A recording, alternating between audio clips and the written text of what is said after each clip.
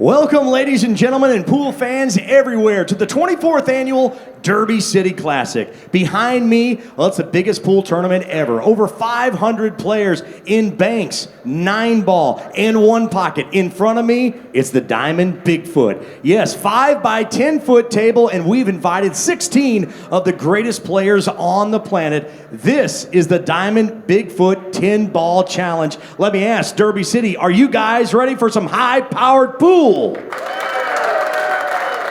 I know they're ready, and I hope you are ready as well. Let's meet the players. First up, he's the 2017 American Straight Pool Champion, 2018 European 9-ball Champion, sponsored by Erg Buren and also Predator from Lublin, Poland. Kinder, make some noise for Konrad Juszczyszyn.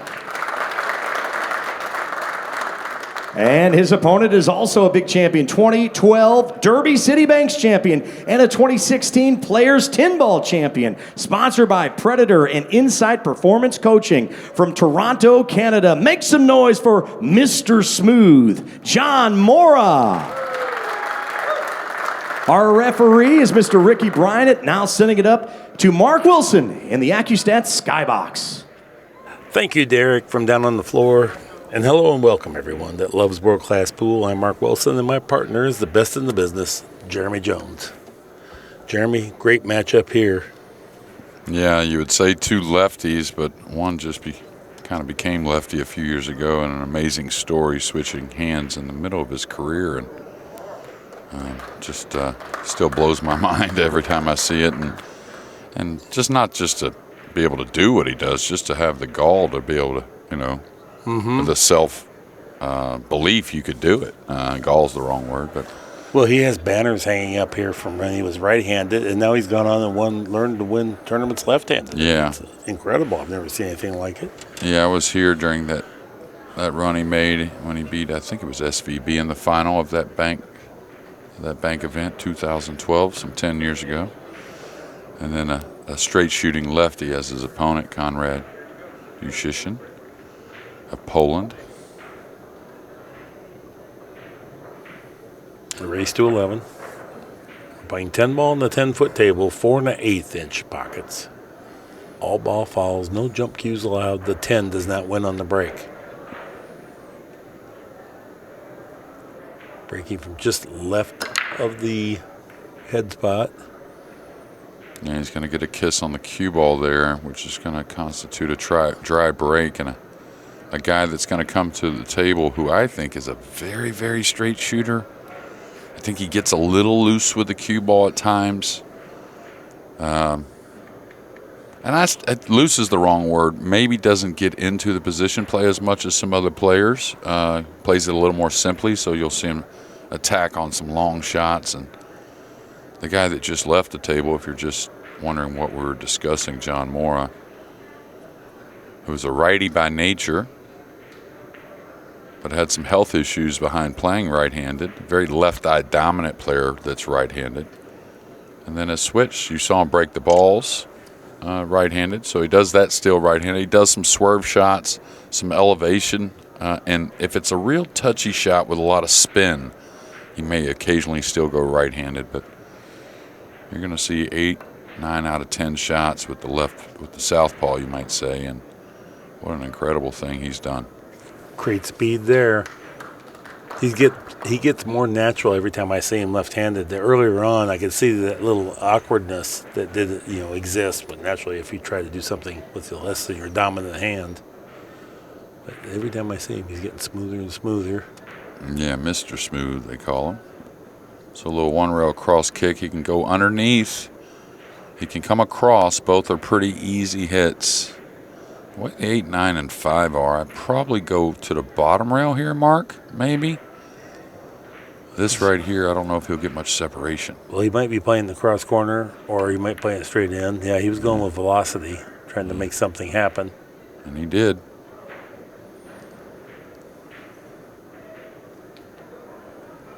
One of the messier looking tables that we've seen the entire event. Yeah, this could be hard to run out even if you have ball in hand. Yeah, it's all about dropping on that 2. If you could get on the 2 early, on the short side of it, that kind of opens everything up. A nice hit there.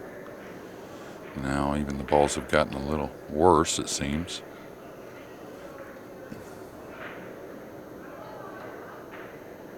He can almost go through this and get him underneath the 5. Almost. If he can bypass the 9, it's real close. I caught the 9. And that may have been by, intentional. Nice fluke the 1 ball. So this may work out, Mark. Yeah, just edge the 2 and run the cue ball between the 3-6. Everything else looks a little touchy to me. Just trying to get the speed right to use the 3 ball. He's got 5 as the cover just in case he gave up a little bit of a look. Boy, that was a great shot. He did a lot with a little. Yeah, most of the time when that's the case, it's a lot of talent more than, something that's just laying natural. It's a lot of good speed control there. Now our first kind of open look and a good one.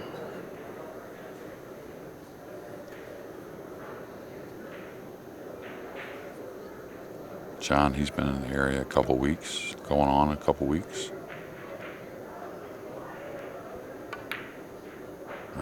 Miss there.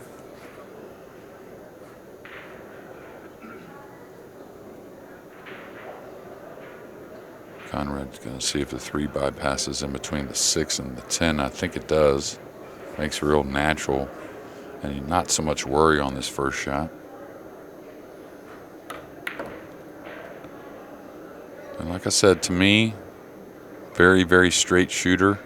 I think the long bridge gets the best of him on his cue ball sometimes as far as his touch and stuff. But we'll play a little bit different routes with the cue ball than you would think at times. Really simplifies it. Even if the 3 freely goes, the periphery, those balls that you have to shoot in between is annoying visually. He hit the heart of the pocket, no problem. Well, that's what he's going to rely on is his straight shooting, and that's he had a nice international. Had a lot of good wins. I believe before that had a pretty decent U.S. Open. And I think he's highly motivated. Him and, he's not as old as, Radosław Babika. He's one of the original really good players from Poland. Probably mid-40s, something like that. But him and Juszczyszyn are kind of the veterans as a whole. There's a few others, of course, but Konrad Juszczyszyn is 29 years old, so yeah, he's the veteran. I know, but guy. that's how young the guys are, the other ones, right? And when I say that, I mean he hasn't been around as long as Babika, but he's just played a lot more events the last several years than some of the younger guys like Fortuński and Zelensky, right? There's a couple others.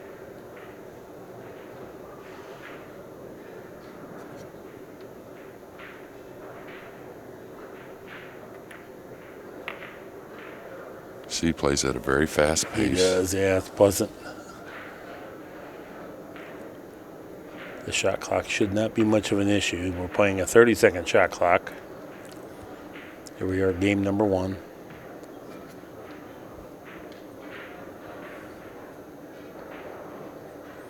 And naturally, even though not a super tall guy, with the long bridge on the very back end of the cue stick with the backhand. Mark, and I believe it's Jeremy Jones up with Mark Wilson in the. There's a question, Jeremy. How do you feel about the extension of the cue? Do you play with one like that, or no, have you tried? Yeah, I can't do it full time. I think there are some shots maybe it would benefit me. The only ones I really kind of like are really not coming backwards with the cue ball so much, but like say a ball's out in the middle of the table, Mark, and you're somewhat near the end rail. Say you could bridge pretty decently, but off of a very full hit, like following to the end rail and back up. Yeah, that's a shot that I really feel like it does have its advantages. Anytime you're putting a top spin on the ball, it seems like.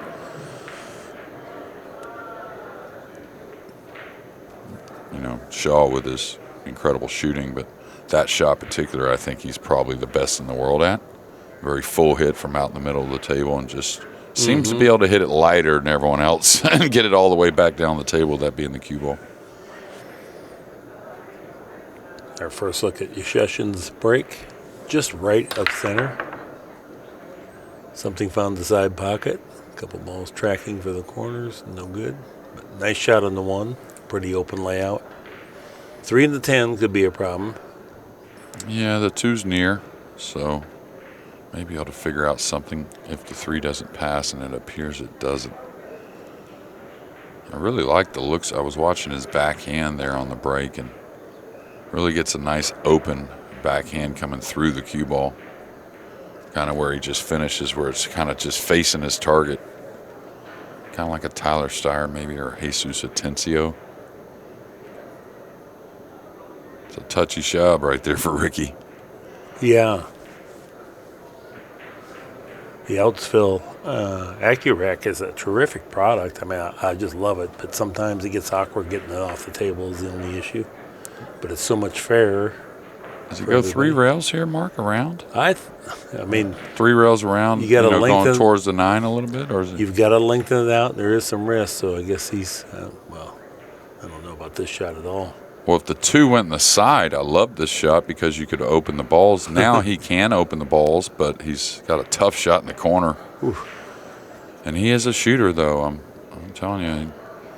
Like I said, I wouldn't say wild with the cue ball, just occasionally something different than most players. All right. Well, we've had Juszczyszyn probably, I don't know, 5 or 6 years now. Yeah, a little quick there. And it's been fun to watch him mature. Look at this good break he got. Now he's obstructed the hit on the, it's going to take a heck of a shot to even hit the 2, let alone. Yeah, the 4's got him cut off terribly. And the 10 and the 3 and the 6. I mean, I don't know if he can get enough speed here, having to go saying. up and see him going righty again with the elevation and the spin. This is the height of ugly. And all ball fouls as well. Yeah, it's a Bad hit. Yeah, bad hit.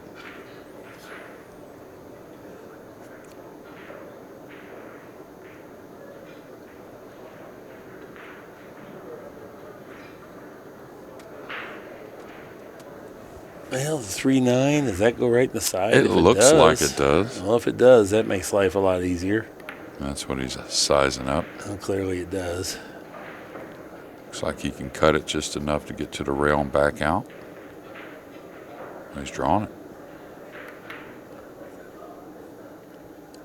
Here's a replay on the foul right here. You can see he just hit it a little too hard, so the spin wouldn't quite grab quick enough.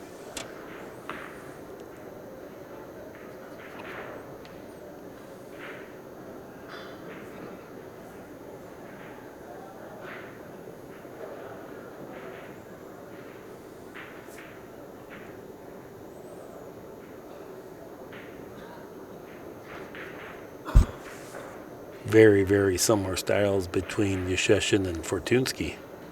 Left-handed, long bridge, smooth stroking. Yeah. Konrad's will really get out there, though. I mean, like 20 inches sometimes it seems like the bridge length. Very confident shooters. Yeah.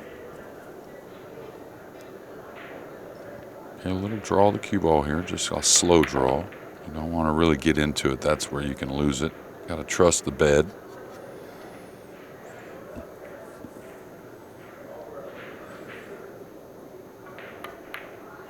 It's amazing how much more the open hand bridge is used in the game on all shots for a lot of players. Not all shots, but high percentage.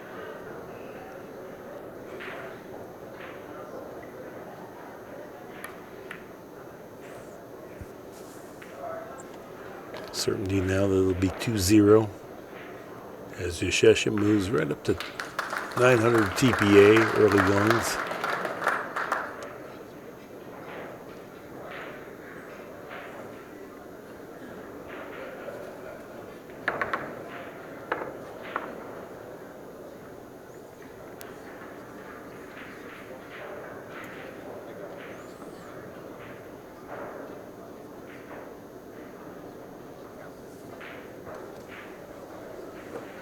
Life is good here at the Derby. 10 ball is, of course, my favorite event.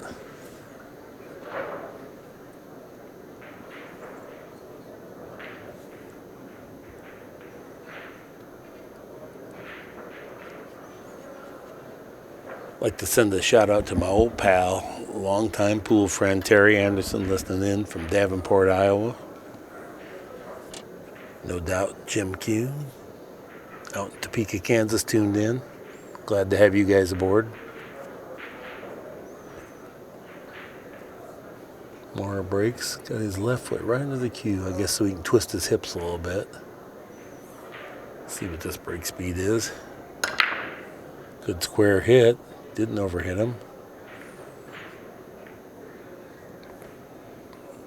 Yeah, is that 2 out of 3 or 3 out of 3 dry breaks? I know 2 out of 3 at least. Something we haven't seen a ton of. 18-7 on the break demon.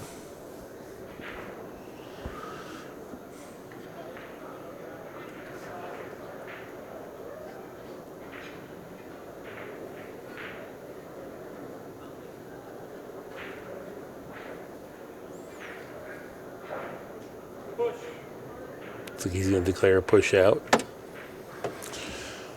Yeah, you might open up just for a little better kick here, most likely.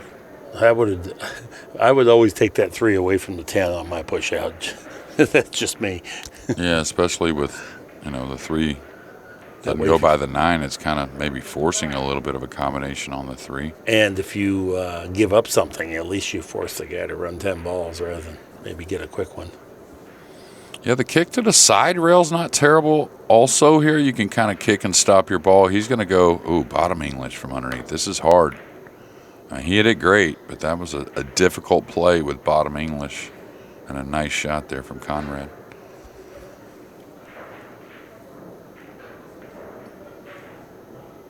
All right, left side of the 1 mark, just kind of put the 1 on the right side rail, bring the cue ball to the middle diamond on the side rail. I like using that. the 310. Right, and the speed, you just want the one to get past the side pocket, not all the way down. Oh, I thought he was going to play it on the other side of rail just lightly. He's going to play it, okay, all the way down, trying to come on the 4, maybe?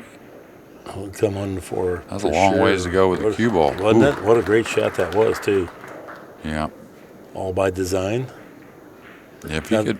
Go ahead, Mark. I was just going to say, there is some risk with that, but he knew the reward was so great, he justified taking some risk to get that long travel onto the 4.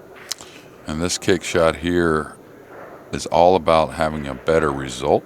He can certainly kick underneath the 5, hit the 1 easier, but Oh, not even close. well, when you stretch, you tend to hit a little higher on the cue ball sometimes, and that ball definitely spread on him. And now John Morra probably looking towards that 310 maybe. Yeah.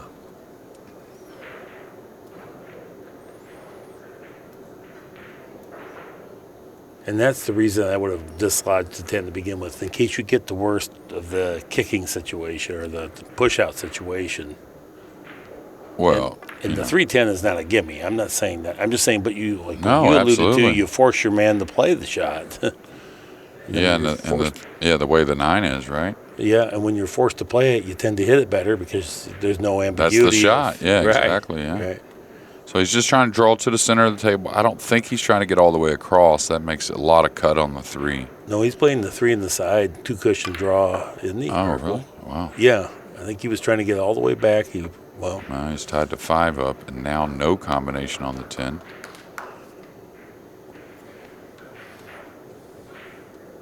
Well, the thing about what you were saying is Konrad, he knows that if he's pushing out at playing at a professional level, he's taking the worst of it. So moving the 3 totally makes sense. He's got to get a little control here, and the problem is, does he try to? I would try to move the 4 downward myself, just because of where the 6 is at, Mark. Mm-hmm. The 6 may, if he tries to lay the 4 up in the side, the 6 may really keep him from getting at the 5 ball very easily. But if he moves it down the table, he's on the wrong side now, so this is going to be difficult. Well, he's close enough. I think he can still cheat the pocket a smidgen. But where do you go? You might be Draw able to, underneath it? Yes, yeah. You might be able to, or even draw into it. Off the end rail. So. Oh, okay. I'm not saying it's easy. It looks like he's drawing straight across. With the right spin. Oh, he got there. Well, it's going to be close. Slick table. Tough shot. Yeah, and he can make it. I mean, it's blind pocket, right? But Yep. He's looking at the safety for sure, or else he would be sizing up the 5. So he's looking to go behind the 9. This is the thing. It's hard to hold the 5 behind the 7, so make a decision here. Do you want to move the 5 enough, or well, you hit it great to hold the 5 behind the 7 Incredible and shot. play the cue ball. Oh, my. Oh, my. That'll do. That's a crippling blow that's been outlawed in many states. That'll do, yeah. Yeah. He's going to have to kick to the short rail here up by the side and try to, like in this direction here. You skipped the rail there, Jeremy. He's going to have to kick at least 2 cushions. So, yeah, it was short rail and then up by the side with the long rail, just like that. That's about the only route. We got the overhead here. Here's the route Jeremy's suggesting. Is this to a half either a ball there or off the end rail and into it? Yeah. But the end rail's not bad if you have to commit to kind of like a medium center ball. If you overhit it, it'll never get to the third rail and to the back of the 5. Well, I think we need the third rail, though. It's such a small target otherwise. Yeah. It was just difficult no matter what. Yeah, that was a killer safety. Morra really put it on him. It almost, be unfair if he didn't get ball in hand from that safety. Yeah. Even the great Efren Reyes would have been maximally taxed to try to hit that ball.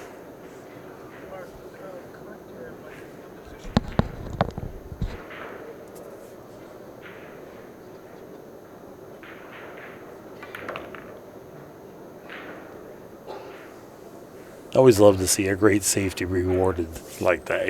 When he had to really work hard to get that cue ball threaded all the way down behind the 9, pinned to the 9.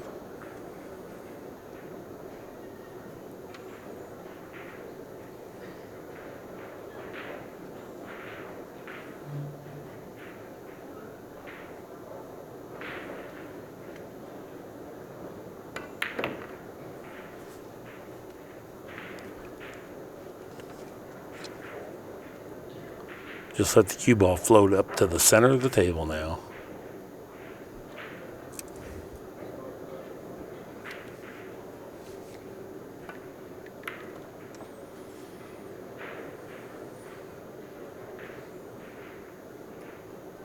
And a hard-fought game here to get on the board for Canada's own John Morra. 2-1.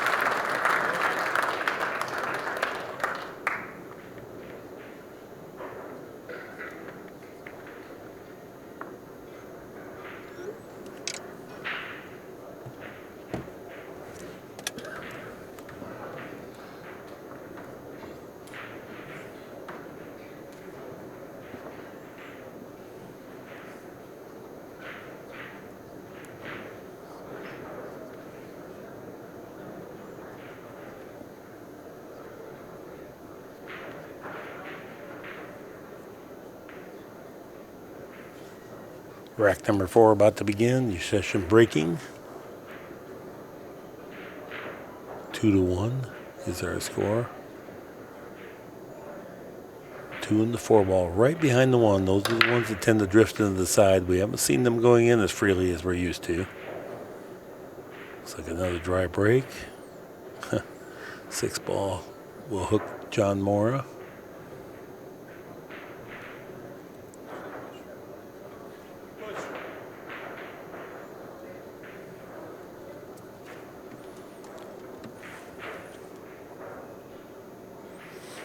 Yeah, and a difficult rollout.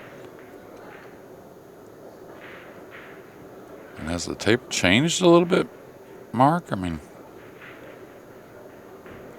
Other than now hitting 4 games, we have a lot of dry breaks, right? It will certainly slow down as we move forward.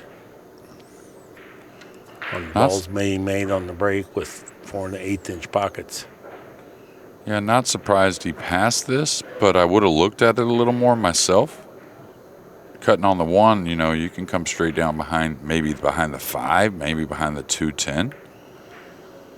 Now, he may get a friendly bump here. We'll see, but there was a lot of good things that could have happened I thought, for Konrad to pass it so quickly anyways. Mm-hmm. Nothing wrong with passing it, but I think you got to think about it a little bit.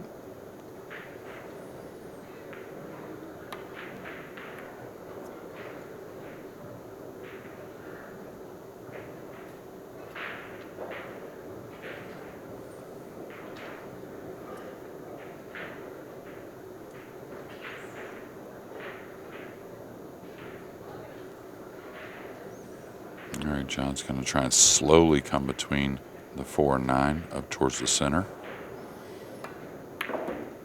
Kind of spread on him. Could get a bad roll here. Instead, he got perfect, Mark. Yeah, it turned out great. Yeah, and that's why I kind of said slowly coming into the center. That way maybe something bad doesn't happen and you don't bounce off the ones so much. Going with a high ball.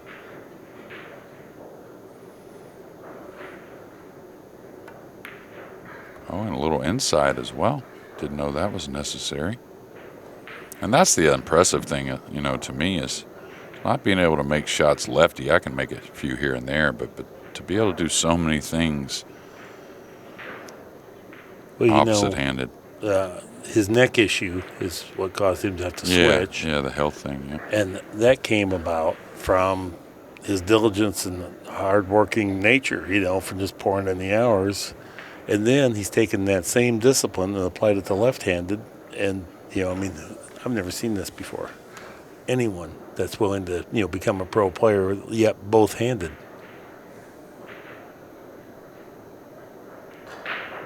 He's not naturally going to lose the knowledge part of the game, but the execution, they have to start over from scratch. It'd be hard to do. Yeah, I would guess he already played pretty well lefty. Just, how much time are you going to put in lefty when you're trying to beat the world's best with your natural hand, Yeah, to even be competitive, let alone win matches and tournaments. And he's, he grew up around Alex Pagulayan there in Toronto, and so he always had to run uphill to begin with to go and playing him every day. But it made him a much tougher opponent, used to playing high level. Well, where these balls sit, he got about the 50, I'll tell you, for being close to it as well. A little awkward. The first time I put my eyes on Buddy Hall, he just happened to be playing some left-handed, and I thought he was left-handed. He played so great. Yeah, Mizurek and Siegel was that way, too. They could run racks and 9-ball on a snooker table right-handed. Yeah, and this is what I thought might get a little awkward, just to how the 8 moves, and does he have to move the cue ball back and forth? Yeah, Marco Marcus played really well opposite-handed also. I watched him on the 10-footer at CJ's back in the day, just run rack after rack opposite-handed. Didn't know that. Marco and I played a lot of pool. Oh, he played really well opposite-handed. What was it, the mongoose or something? The snake? The snake? Yeah. Was he? Yeah. Yeah, Marco Marquez, the snake. He was around the Midwest. Yeah, he lived in Chicago for many, many years. Yeah. He finally moved back to Mexico, I heard. So him and I would play in the finals of some of those McDermott Tour stops. Yeah, those were great regional tournaments, by the way, back in the 90s. He was tough.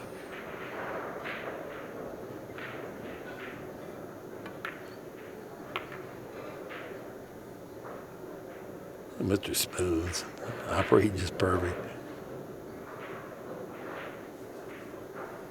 And this is where, again, it fools you a little bit. Plenty of real estate to pinch draw this. You don't have to come across the 10-footer. It does offer you a little more comfort. Knowing getting past that side is not a problem. Ooh-wee. Ooh. Maybe 2 days from now, that'd still be standing there. Absolutely.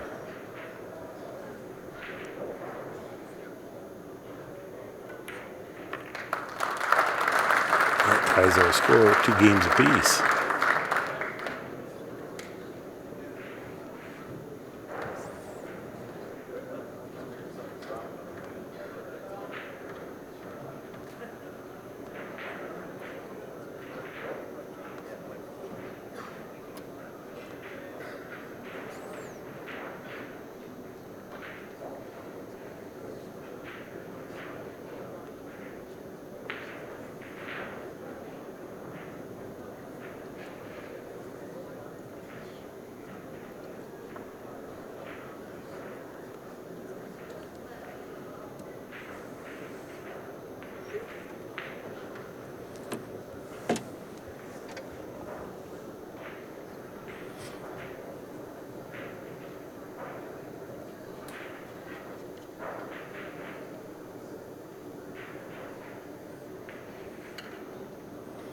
John Morra to break in game number 5 now.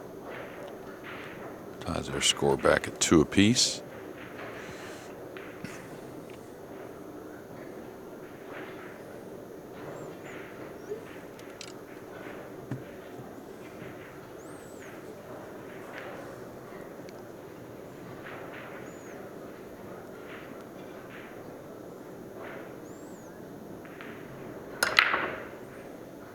Good square hit. Is he going to get anything? It's just going to be dry breaks all the way around. Yeah, and I got to believe that something's going on while they're racking the balls. I mean, those balls are going quite a bit low on the sides. The 4-railers went a half diamond long.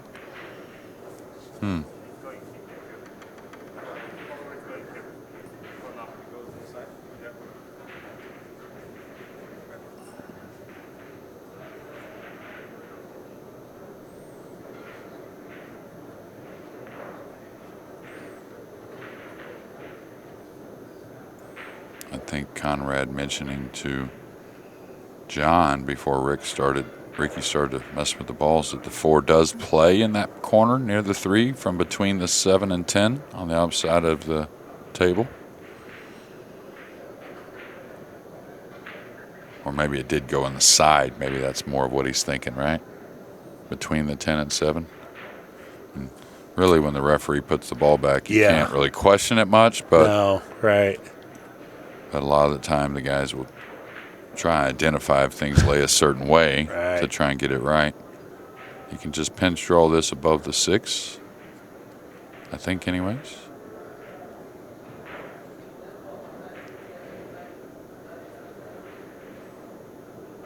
It's a straight draw. Maybe a touch of right if you want.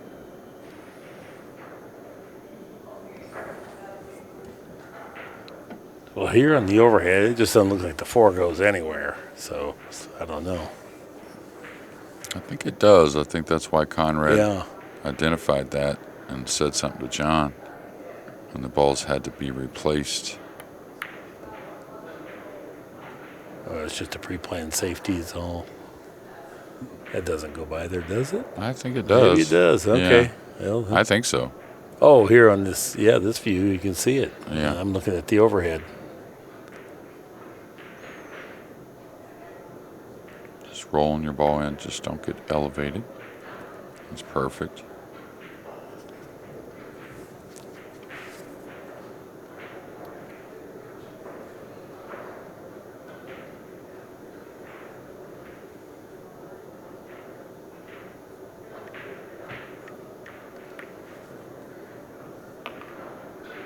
Could have used another inch or 2 out of that. No big deal, though, with the 8 so accessible. It's not that crucial. You get past the side for the 7.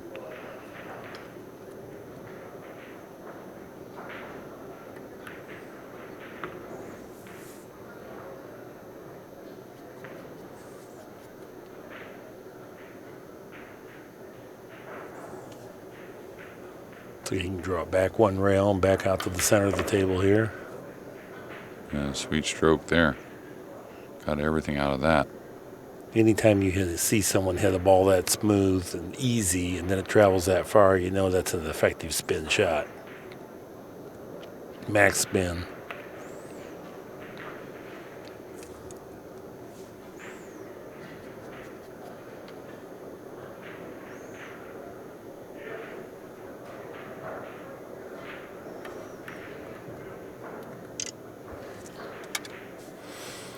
And now to regain the lead after getting the first 2 games, he does get the 5th, back to 3-2, and we'll be breaking the balls in game number 6. Although the break hasn't looked like much of a tool for either one of these guys so far.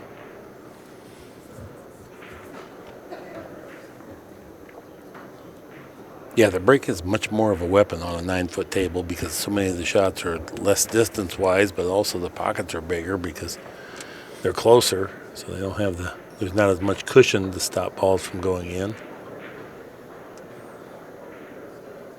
The most breaking runs we've had thus far would be, let's see, did Gorst have 3? I know, or Van Boning I know had 2 at least, but we've had a couple matches that had 0. which is pretty unusual. I think Gorst started off the match with 2 breaking runs on both his breaks. Yeah. Because he did all the shooting the first several games. Sure did. Well, I mean, he won 11-1, so most all the games he did all the shooting. Right. But, I mean, his opponent had a dry break, I think, and then a missed safety, I believe it was. And yeah, Van Boning had 2. I'm looking back now. And that means Gorst had 3. Okay, 3-ball looks okay. 5-ball down, though. So, did make one. Got a good shot on the 1-ball. Nothing easy, but very natural with a little draw to get on the 2. And that leads to the 3. The 4 leads to the 6 pretty easily. So all about this 1-ball here, most likely, for Konrad. 19-4 on our break demon. 8 miles per hour on the break.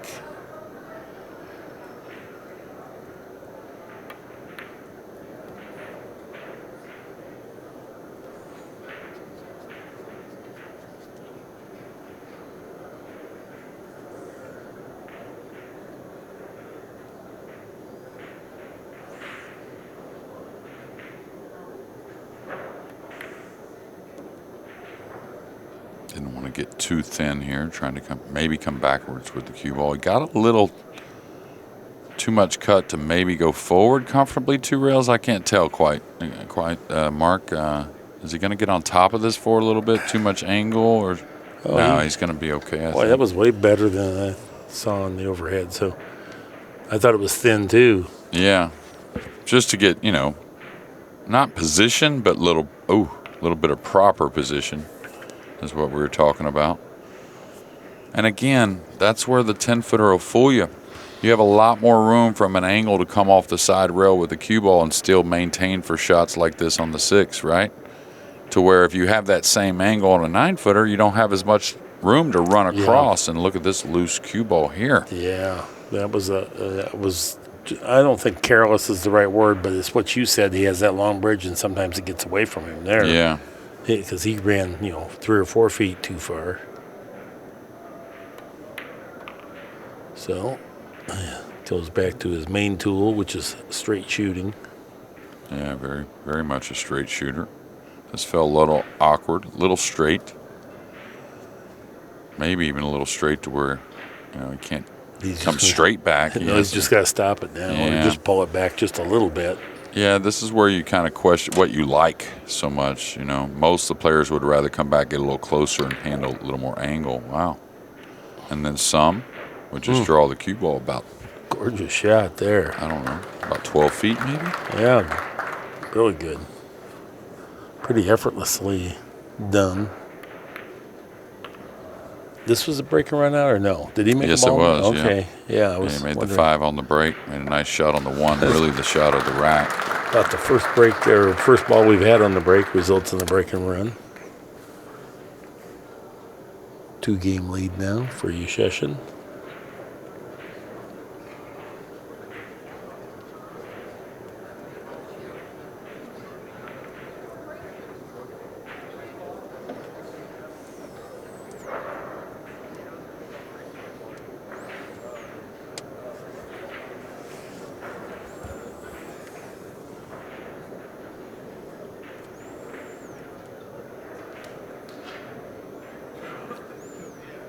Both players over 900, Jeremy, at the end of 6 racks. That's pretty good. 913, 907. Yeah, well, let's just get the break going, right? That's been about the only thing. Both guys have played nice safeties, nice kick shots. A couple really nice clearances.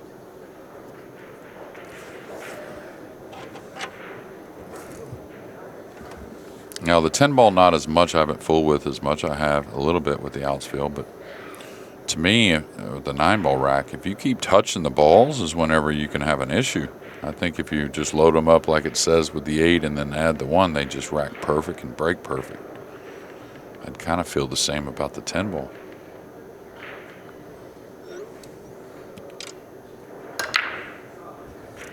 Yeah, the 8's hit short again. Let's see if the 6 goes long. It's getting a kiss. So another dry break here, and this could get very damaging and frustrating quickly for John. Now he's just going to bank the one away. I don't know if can he see.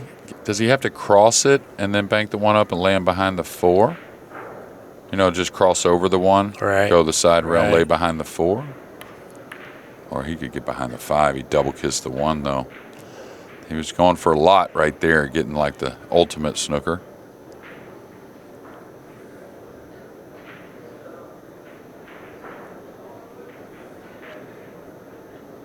One up on the side rail, cue ball on the opposite side rail. Just rolling ball speed here. Yeah, and this is where you want to feel them kind of come down and separate together, meaning watch them settle at the same time, the cue ball and the object ball. You see that? Mm-hmm. That's kind of the feeling you want on that shot usually. You want to go look where you want them, right? But normally that's the feeling you want, like the cue ball and 1 ball kind of, you know, just coming to rest around the same Right. time. It always seems to be about the right speed. Now he's giving up a shot here, but I might run the cue ball here. The 2-6 looks pretty straight on. So instead of trying to hold the bank here, I think it's more comfortable to let your stroke out, knock the bank in, and move the rock. Now he's missed the bank, but I think he was going for that 2-6 combo. Just overcut the bank a little bit.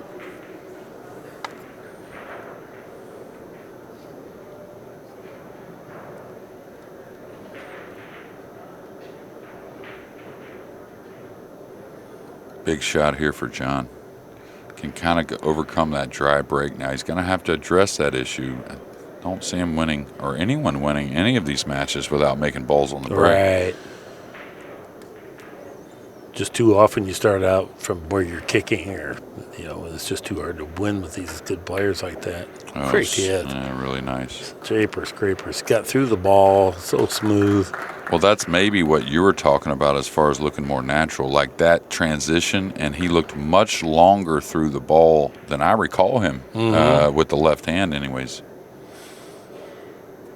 Yeah, it's starting to look natural now. It used to be, even he'd make balls, but it didn't look natural. You could tell, well, I jinxed him. Yeah, it's amazing how often that happens after a great shot. Best shot he's made of the match, and then followed it up with, you know, a ball that you'd figure that he would get for sure. All right, the kiss shot is on. It looks like you got to hit a high ball, which is scary for the 2 to kind of kiss and come backwards off the 5 enough to make it. But you don't have to hit it as hard as you would think. You see that? He hit it pretty smooth with a high ball, and he got enough to come out of it. Oh, look how ugly this 5-ball settles on top of him. Pool's amazing. Jeez, he made a great shot. You called it great.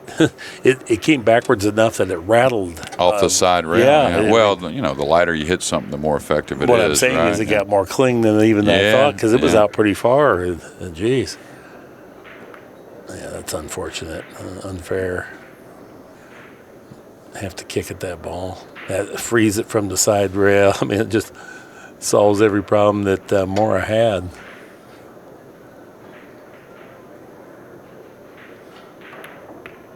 Yeah, he's got some work because, you know, 10-footer is going to be some work no matter how they lay, but this is doable. Track the cue ball a little bit up and down the table, but not too bad. Going to draw above, it looks like. Now you come up the side rail here, Mark, or you draw back behind most likely, correct? There's a lot more room on the far side of the table where John is standing. Yeah. So normally you would draw this behind you. Now he's hitting a high ball, so he's coming up the side rail, so he needs to get a little better on the 6. Can't be short. Oh, he did draw it, okay. Well, he's changed a little bit then, because with the right hand, he used to go a little lower addressing the tip when he drew it there. He wasn't near as low, and then struck a little lower during the swing. Very similar, though, righty and lefty, right, John? Oh, yeah. He's Mr. Smooth. That's his nickname. Yeah. So. You know, grab the bridge. Yeah, this is touchy here, and not the type of shot you want to float with the bridge. Usually the bridge, the medium is the comfortable one. Yeah, all ball fouls.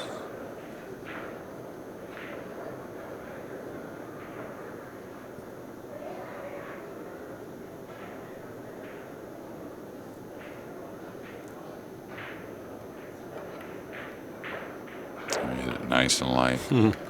Good shot for sure.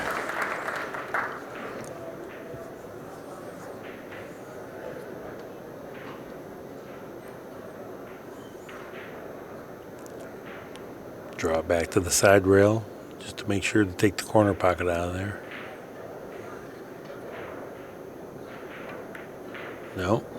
Was able to negotiate past the 9 or past the 10 to get on the 9. Same angle now. Just top spin up.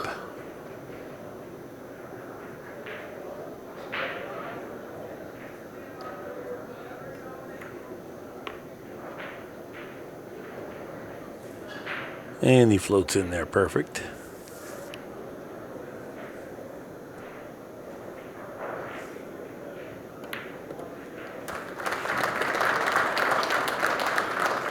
Nice rack there for Morra. A little misfortune for Juszczyszyn. Made a great kick carom, but then got covered up, made a good kick hit, and then sold out the rack.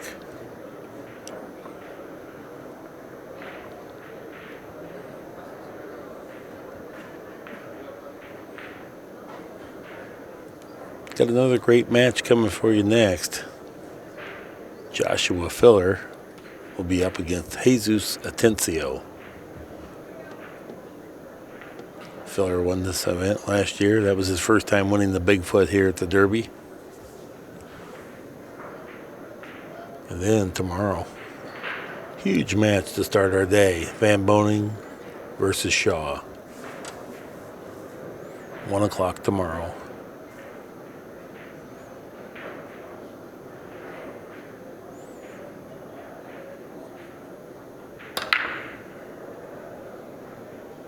Three ball, no. One ball, got kissed back down, got a shot. Tomorrow at 1, Jeremy. Van Boning and Shaw, are you going to be able to get up? Oh, yeah. I'll be there. Hey, I want some enthusiasm now. I'll be there. All right. No worries. All right, yes. If not, I can get somebody to replace you on that one for sure. No, I'm good. I can't wait. All right, the 2 may squeeze by the side, by the 7 in the corner. It's tight, though. Ooh. Wow. Yeah, he's No problem. Pretty straight shooting guy No here. problem.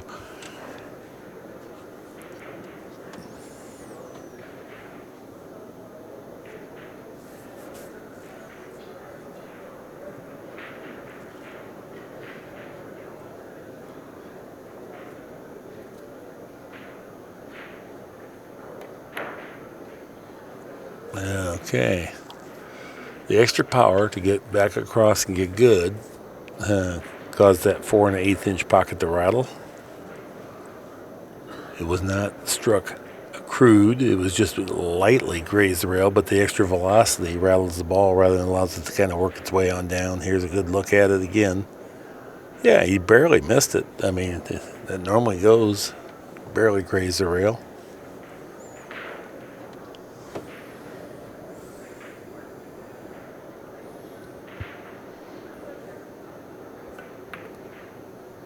Yeah, there's that hydraulic, and if the 5 doesn't pass the 10, he's going to have to go forward for the side. Not a problem, but may have too much angle to go forward. Is he going into the 7, Mark? Then at a double look, that 5 cue ball's quite a bit behind the 4 here. It's either going into the 7 or you have to figure it's going to likely graze the 7. I think it depends on how there's the pocket. There is a 5-10 billiard if he can get down below that you might, while you're playing the 5 on the side, have a chance to make the 10 too. And he got a nice kiss there. He did. Now probably draws off of this. I think it's a little dangerous. I would like to draw this and get to the 6 ball as quick as possible myself. He's going forward off the 10. He's trying to get closer to the 6. Wow, I thought he'd just draw back and take the little angle and cut the 6 in. And there's the billiard that I suggested. Yeah, what a shot. And look at Good the position. I mean, we're really smooth, too. He was very confident. I thought he was catching more of the 10. You know, he got the cue ball to go a long ways off that 10 right there.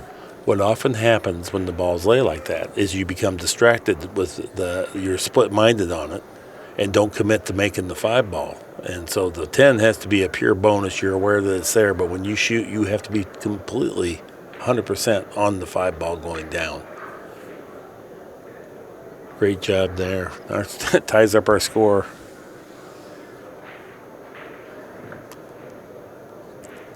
Morra at 889 after 8 racks. Juszczysyzn has fallen off a little bit at 840. And a surprising miss on the 3. I know he had to work the cue ball back and forth, but had some angle and after a big shot on the 2 ball. On that replay, he barely grazed the rail. I mean, I really can't fault him. That was a clean hit. But not quite good enough for the old 10-foot table. Morra needs to get something done on the break here, though, I would say. If he wants to win this match, it kind of starts here. Yeah, and the thing is, you know, with the template especially, you need that good little popping sound, even though you don't have to go at them hard. But when you go at them at a lighter speed, sometimes you don't get that good connection and the balls just don't come out like you expect it. A little better there, but still those side balls are missing like by a margin, Mark. Yeah. No, we haven't seen anyone making the balls in the side. If they do, they're getting kissed in the few times that we've seen it. None of them are going straight in like we're used to on a 9-foot table. Okay, he has a shot, maybe. I don't know. What do you think? Well, it's close getting by the 8, and it's close to the 2 getting by the 7, but I think it does play. If he can see the 2, I think it does play by the 7. Our overhead kind of tells me it does. Oh, maybe he's looking at a rollout. Maybe the 8 has him, actually. Okay. Yeah, I couldn't tell how much, and every time I've guessed, I've been wrong, so I'm giving up on that program. Well, that's got to change. Yes. Tide's got to turn a little bit. I've got to get in stroke here. Is that what you're saying? Well, it's early. It's day 2. All right. Cue ball's going to be off the rail quite a bit. I see that more today than I ever did years ago, though, with the rollout. Back in the day when you rolled out against, Efren and Nick, or they were rolling out, whatever, you were on the rail. I mean, it just always was on the rail, it seemed like. Much more rare for it not to be on the rail than to be on the rail, and a beauty there. It was well executed, but it was also relatively simple. It was natural, right? Yeah. That was just control the speed, and no matter what, you're not giving up a whole lot if you fail. And that's the one thing on a rollout. Because you're normally rolling out to length or on the rail, you don't want to leave natural hits. You don't want to leave something they just, can know the shot and most likely are going to beat you with it. Yeah, and now you're put yourself in the underdog position. Yeah, might make the 6 if he gets a good contact here. Yeah, had a shot. Good call. Yeah, he's left the 2. And that's a good safety from Konrad producing this shot. Great hit from John, but maybe a little light with the rollout. And that's one thing, you watch Shane roll out. He does not take that for granted one bit. And he's a unique guy doing it. He always rolls out super tough, rarely tying balls up. He rolls out to the toughest execution he can find. And just bet he can do it a little better than you can, just in case you decide to pass the shot. Really unique, in that way.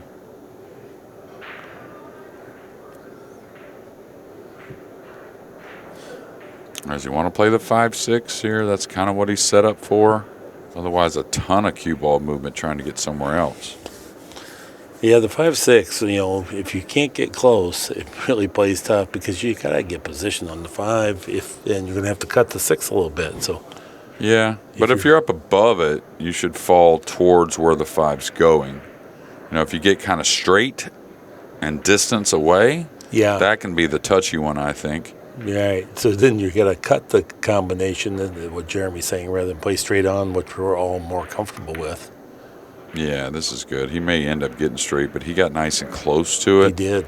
Yeah, so that was a real good shot. Yeah, keep the accuracy. He's just got to kind of drag it in. It is missable, but not one you're going to shoot with a bunch of speed. Yeah, very nice. Grab the bridge. Might go righty. It might go righty. One way or the other. Yeah. I'd probably go lefty if the situation was reverse myself. You can come one rail between the 10-7, nothing wrong with that. Or 10-9, excuse me, getting on the 7. Yeah, plays the easiest. Yeah, real natural. No side spin Look, involved. he keeps the bridge out. He knows. Gonna need it again. That's right. Well, you may have to dig on this a little bit. Coming 2 rails out of the corner. I don't know how thin he is. Yeah, like that. Super nice shot. Yeah, no practice swings with the bridge either. He just went.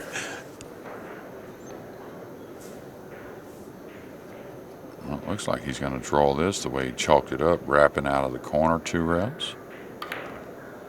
Uh-oh. This one may widen on him a bit. It's okay. But you can see he's not afraid to move the cue ball some. That's for sure. And there's another one of those shots, Mark, that on the 9-footer, your instincts are to come across. But if you realize how much more space you had to kind of kill the ball with because of the size of the table, Yeah. makes perfect sense just to keep it right where it was. And now a 5-4 lead.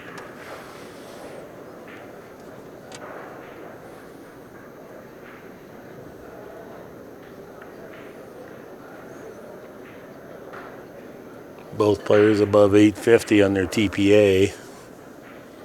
Total performance average. Morra at 892. Juszczyszyn at 864.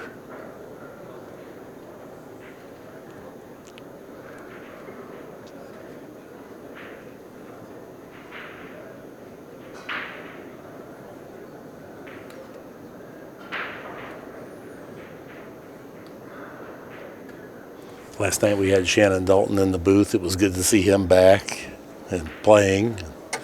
We got to do a match together that was, he had a lot of good insights.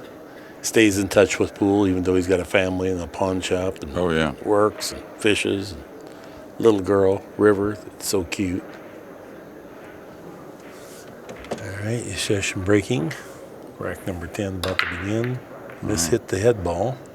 Yeah, hard to make one doing that. Hit the one quite a bit off to the right, his right.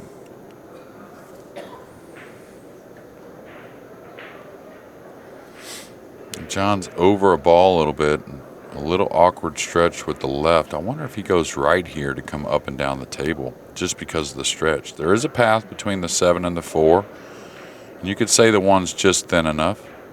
It's right in between, Mark. Do you roll it, try to get to the center and take a cut, or do you go up and down? I think up and down's okay. I thought he was going to roll it, but he's going way back, so. I thought he put extra on it. I didn't think it needed near that much.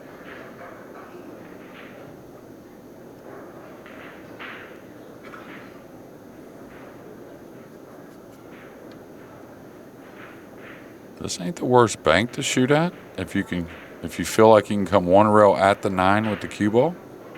Just because what you're leaving, you know what I mean? You're not leaving a ton most likely with the ball way back down table. Right. And a lot of things can happen for you there. You know, just besides just leaving them long and tough. This is what we call a shot to nothing.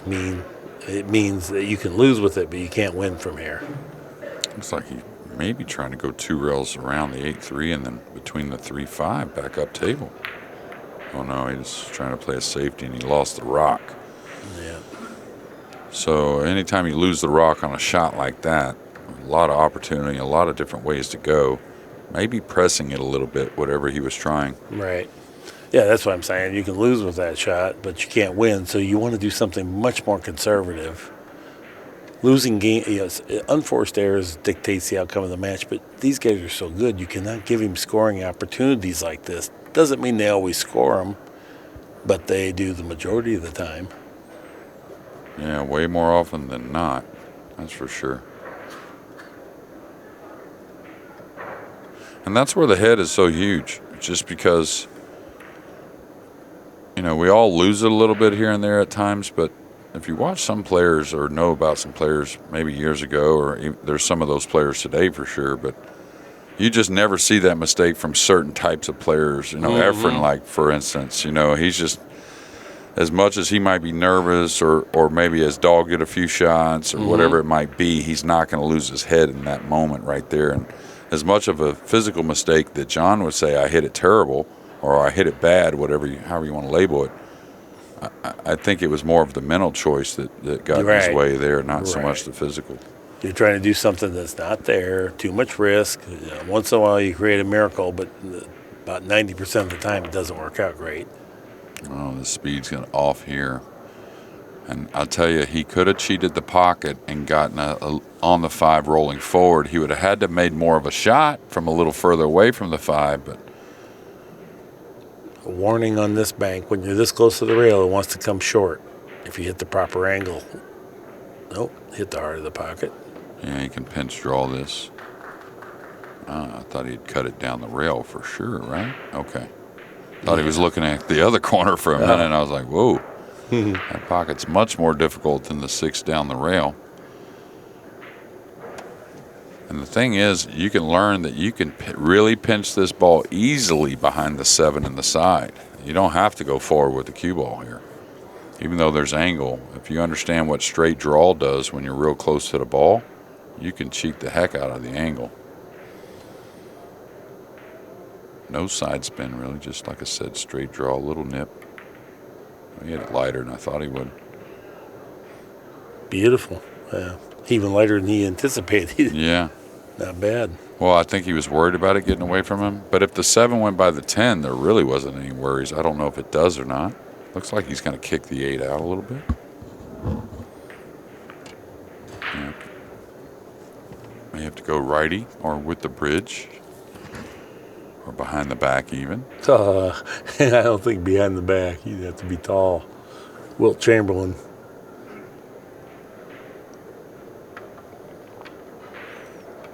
That bridge, pretty good stretch with that bridge, really.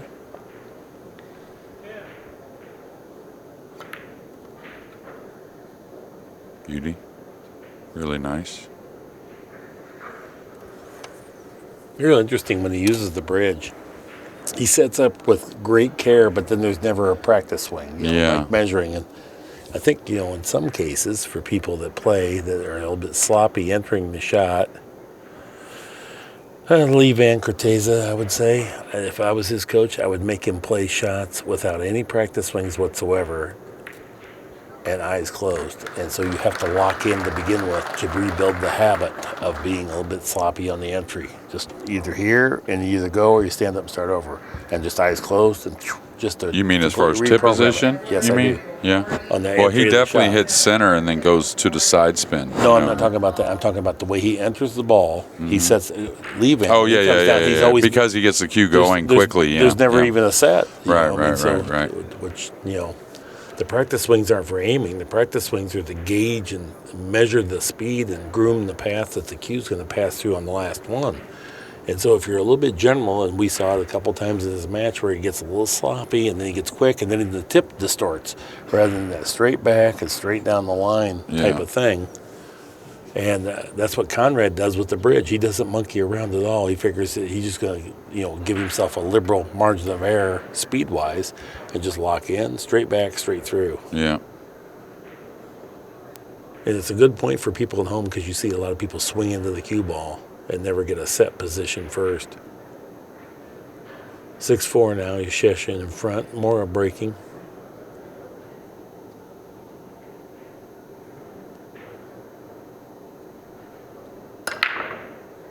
Square hit. Something found the side pocket. How's the 6 looking? Tracking for the hole. Yeah. One ball. Okay. Everything kind of agreed there. That was more like what we're used to seeing. Yeah, and that wasn't like crushed or anything. 19.8 on the speed or break demon. He's elevated here. He wants to go, that's for sure. And he will go. John's an aggressive player like all the greats. I think he'll go anyways. Might be able to cut it. I don't know. That's looking at, not our overhead here, but the regular screen makes me think it's a cuttable ball. Now he's going to bank it. Watch out, 9 ball maybe for the cue ball. Yeah, you can get behind some balls here. Oh, 5 ball. Yeah. Okay, he deserved it. Nice shot. And now Oh, my. snugged up on the 4. I'm not sure he got clear of the 4. It bounced a little bit, so I thought he did. But Maybe he did. Maybe he did. Well, there's a good view right there. It's still hard to see.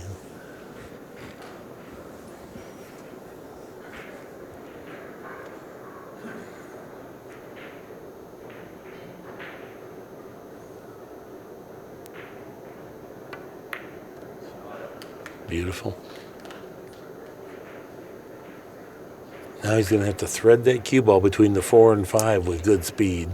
yeah, you can go past it, though, you know. Yep. You don't have to go between the 5-9. You can go to the rail and buy the 9 to the end rail because the 4 does play up long. So you don't have to really take much chance here. Like a middle right English, just a little stun.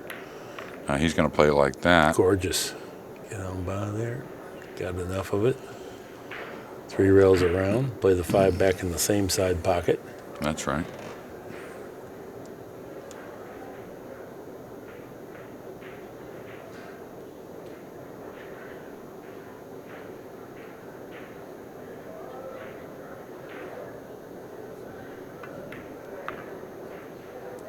Well done. Edward Dobo, table 16. Edward Dobo, table 16. You're on the clock.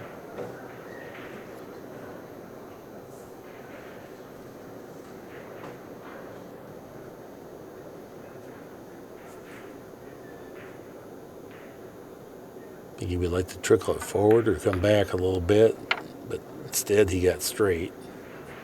So now there's some work to do. You want some kind of an angle. Now there's a little bit of an angle. You can cheat the pocket and come out 2 cushions. Yeah, there's angle. Looks like he's hitting downward, though. Looks like for sure 2 rails with just a high ball. Looks, yeah, it's a little preference, I guess, maybe there. Well, and it proves that there's more angle than we saw. I mean, he almost overhit it.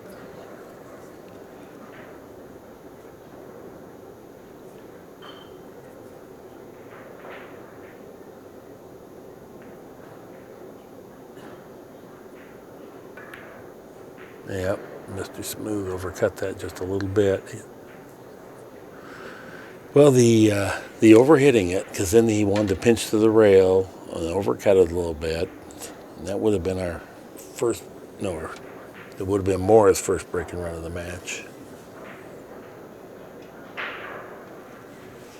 Boy, that was a big error. Here's a look. Let's see if Morra stays still. He did. Completely stayed still. Just misjudged it slightly. 7-4 is our score. Enormous fields here this week. I don't know if you've looked, but I guess they've cut off all 3 fields. That bigger, 500, I think, each. over yeah. 500, Yeah. right up there. We'll hear moving forward, and also the attendance way more vigorous, and Yeah. when you get that many players here, naturally there's always going to be some kind of Cinderella story. We already had one this week. The former poker dealer from St. Louis, Mike Mancinas, in his first match pocketed 11 banks, and he's never played bank pool. He bought a cue on the way over here, and it's an amazing story where he's at. I don't know how far he'll go, but we hope to get him out here on the TV table at some point. Here's our rack track. You can see been groups of 2s the first 6 games, and then 3 in a row for Konrad.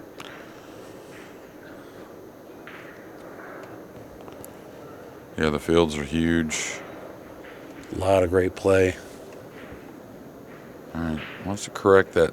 Missed the 1 quite a bit before. Maybe the table's coming around. And the 2 in the, well, the 2 didn't go on the side. Hello, 5 ball. Did make the 4-railer. The 8 got right in the way, it looks like. Golly, that last ball rolling seems to hook you every time.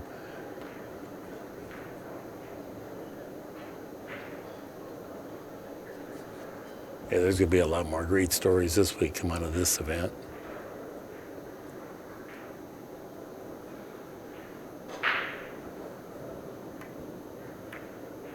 Tried to go rail first. Caught it just a little thick.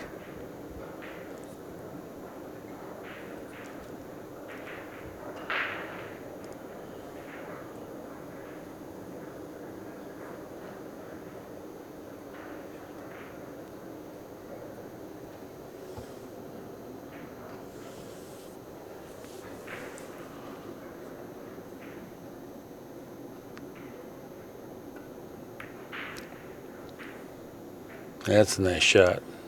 Good, really good control good there. recovery. Yeah, and I don't know if he can get at this ball here besides going up by the 9 with the cue ball maybe. Yeah, I think around the 3 looked to be available. Can he get low enough down there on the 3 to get there? This view, when I look here, it looks like it's better up here. Okay, yeah. He can get by the 3 enough with draw. I thought he had to swerve to get by the 3 period, and that would lengthen it too much. He's going to love this. This is going to spin up table and at least leave some distance and probably maybe a snooker. It's the middle of that in rail again, Mark. Yeah, that's a pretty valuable place. Nick Varner calls the end rail the gold bar, and he said that when he started leaving the cue ball in that gold bar down there, he noticed his tournament earnings went way up. He'll be with us later this week. He's a fun guy to have. Oh, yeah. John kind of, well, he may have gotten away with it. He's going to give up a little edge of the 1, though, and Konrad will try and move that cue ball over by the 6 maybe. Maybe just use the 10. We'll see. Now, if he's this thin, like where he's seeing if he can actually even get at it, he can't really apply side spin. So getting up by the 6, probably not an option. Probably just uses the 10 like that. Well done. And again, that's just something you got to use your talent. You know, you kind of know the direction of the cue ball, but it's all about speed. Oh, he's swerving this. Another shot you got to get used to, putting the swerve with a little speed. That way you hit the top side, you continue up the table with the cue ball. Like that. Take your chances. Nice Once shot. again, cue ball settles into the end rail. It's amazing how great the feel is and doing it opposite-handed.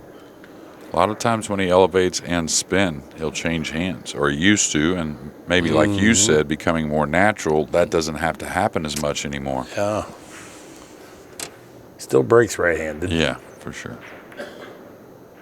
Watch out, scratch off the back of the 7. He's hit it beautifully, though. I mean, considering from where he was, he's going to love making this 7. Now he gets to play the safety behind the 6.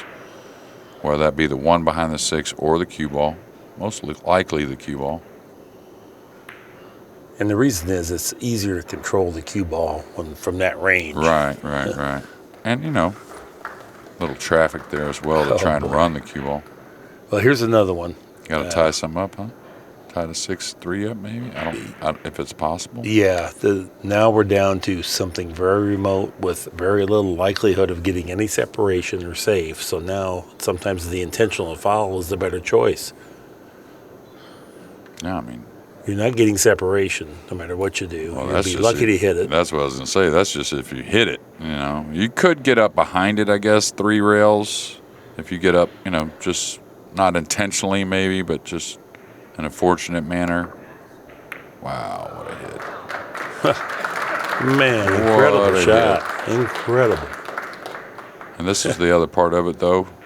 Incredible hit, but if you don't come away clean, you've left the balls a little open. Now, Konrad's got to make a great shot here on the 1.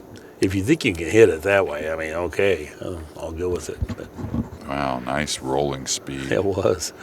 Konrad makes some of the darndest shots. That was way more difficult than he made it look.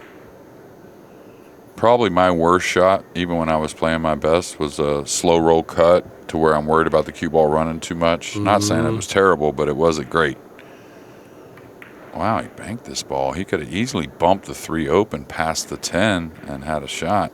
Decided to take on the bank instead.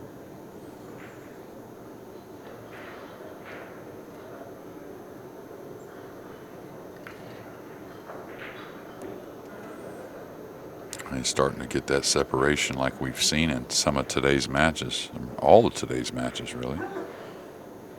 Easy ball to overcut a little bit. Get a little quick. Oh, he actually hit it on the thick side. Lucky that ball went in, Mark. Mm-hmm. You catch that front point a lot. It doesn't go in very often. I'm a little reluctant because these are small pockets, but here's how you know you're playing good. When you almost miss. Yeah. If you almost make it, you're not playing that good. But if you almost miss it, that's playing good.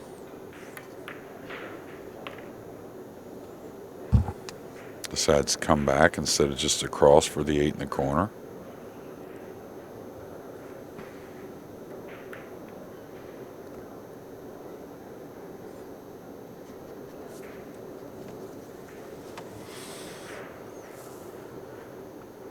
Super long bridge. There's that 20-inch bridge. Yeah, it gets long, I'm telling you. I know. And in my opinion, I hate to say it when he's playing so well with it, of course, he's a professional, but overall, amateur-wise, and some pros, I think it's like one of the number one killers in the game for your stroke is that extra long bridge. It's like John Morra is thinking about a timeout here. Yeah. Well, No, he takes maybe the not. glove off for the Okay. break. I see. Because he breaks righty. I see. 8-4 is our score.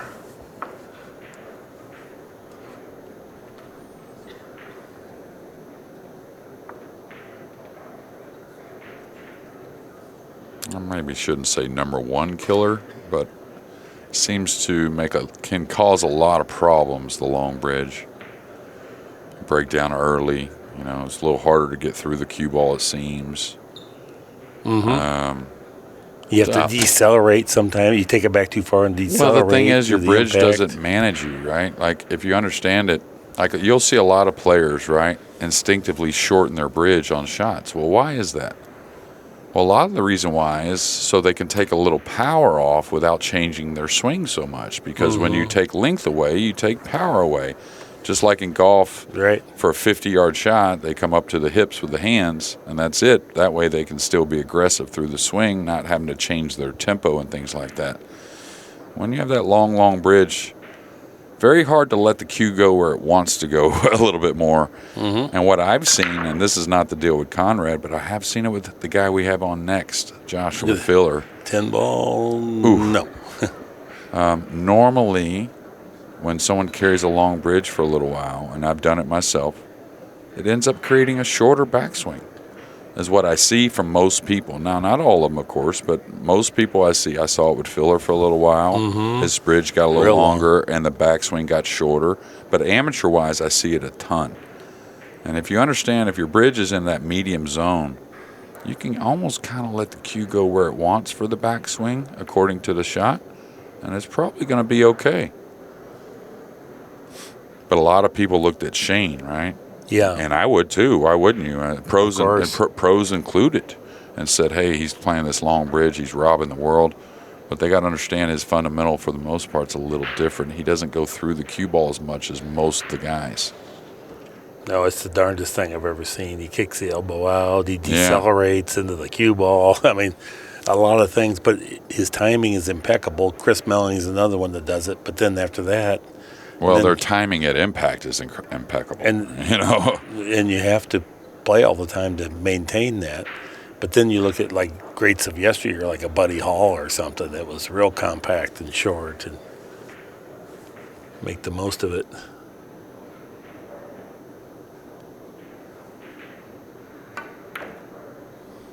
Yeah, but sometimes the bridge length, right? If it's in that medium zone, it'll make them look a little more compact with the swing, just because you don't see the long bridge as much, right? But some of the guys, they open it up pretty decent.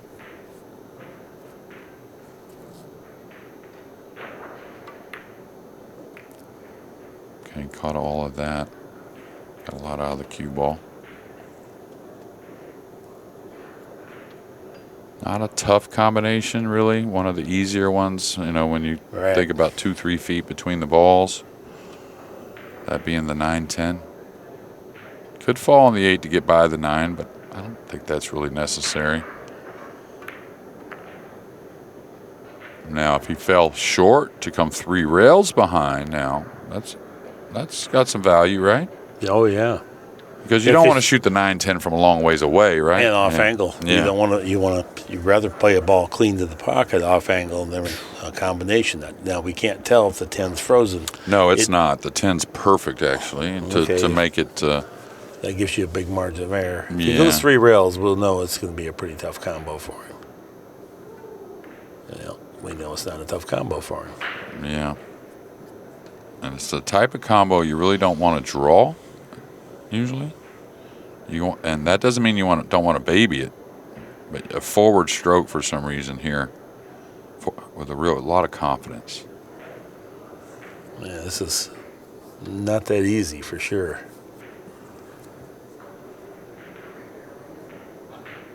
Well, now he looks like he may pop it a little more.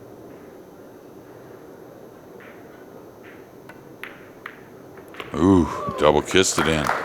We call that second effort. Good second effort. Kind of cucurolaed that ball right there. Jammed it home.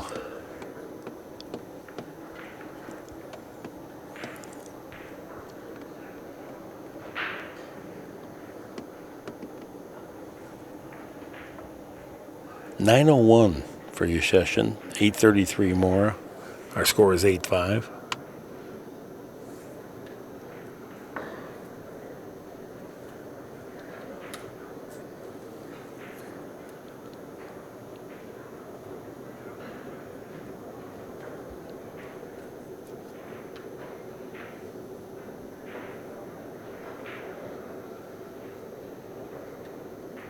Okay, here we go. Rack 14.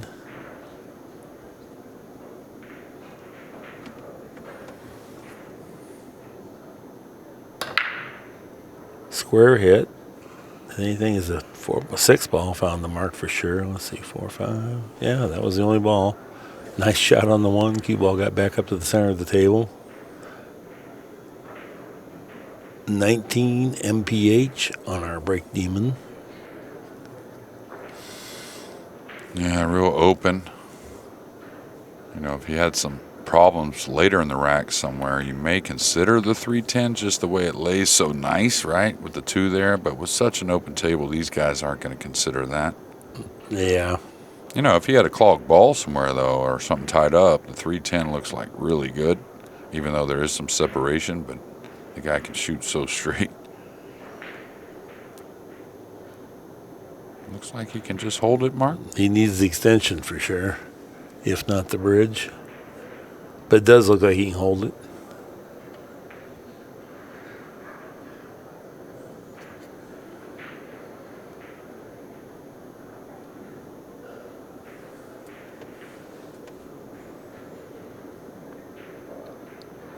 What kind of chalk do you play with, Jeremy?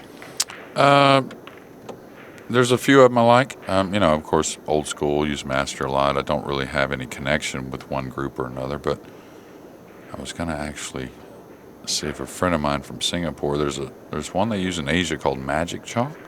Mm-hmm. And Shark and Aloysius brought me some last time they came by the house, and I really like it. So, have you tried the Tome? I've tried it a little bit. I'd love to continue to try it, but you wouldn't believe it just falls right out of my hand. I mean, I can't get it on the table. The round piece just doesn't agree with my big clumsy hands for some reason. I don't know why. I keep dropping them into the pool table and everything else. Me too. I've used it. Oh my! Boy. What a shot that could turn some heads and turn this match around. The only reason he missed that was not that it was difficult. He was trying to maneuver the pocket to get this angle on the 7. Yeah. We'd have a gray beard down to our belly if we just said, make this ball. He would just never miss it. But here, got a little hint quick, and you can see. Yeah. But again, he could have just gone forward with the 8 over the side. You have to recognize the 7 down long is like a hanger for him if he just goes forward and gets on the ball, isn't it? No, yeah. Just like here. Yeah. This is going to be more difficult, but Konrad could have gotten straight in on the 7 with the 8 laying over the side. Yeah, no reason for him to miss that ball. Unforced error. Even if he's drawn it, no reason to miss it. Mark's totally correct there. And I haven't used the Talm a bunch just because every time I messed with it, like I said, I fumbled it right into the pool table. I've used it for the last 6 months since June, and I just love it. It's a really quality product that does not leave residue on the balls, and it keeps your cloth cleaner, your hands are cleaner. But I still use Master. It's so weird. I know, right? Those old guys. Yeah. It looks like he's going to go forward to get the premium angle here. Just make sure making the ball a little more missable here, kind of rolling it. Still got a little touchy, Well, right? he worked hard to get it tough. Yeah, exactly. That's why I said I might have just kind of stunned forward a little bit there, a couple inches, and taken a little angle to come 2 rails out. But oh, this is tough. Even you probably execute it, but boy, you got a lot of work to do. Could have stopped this cue ball and had a way better deal. Yeah, and a big miss there at 8-5 from Konrad. We'll see how that unfolds, but you'd like to think that possibly John's going to get a little bit of opportunity after that miss in some future games.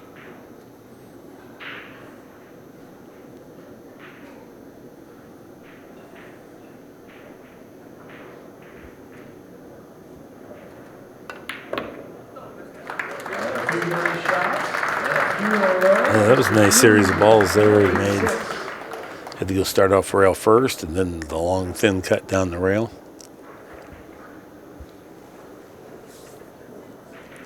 Eight to 6 is our score.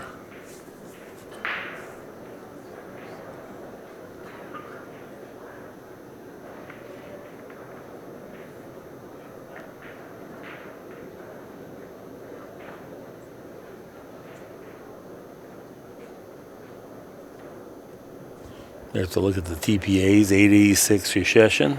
He's made 78 balls with only 8 errors. Or 10 errors, I'm sorry.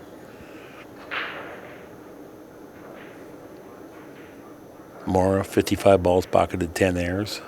If you wonder how to get your TPA, you take your total balls pocketed and then add them to the amount of errors that you made. So in this case, if you're looking at Juszczyszyn, he's made 78 balls, 10 errors, add those together, that's 88, and then you divide 88 back into 78.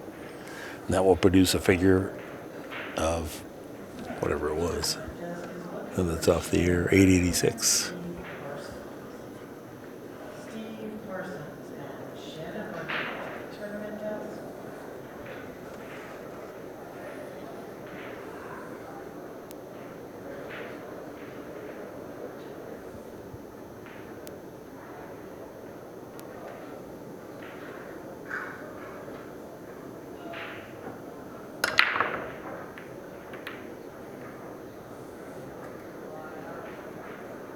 Hello, 3. Yes, just made it. 3, 6, 9. Yeah, that was the only ball he pocketed. That was a big one, too.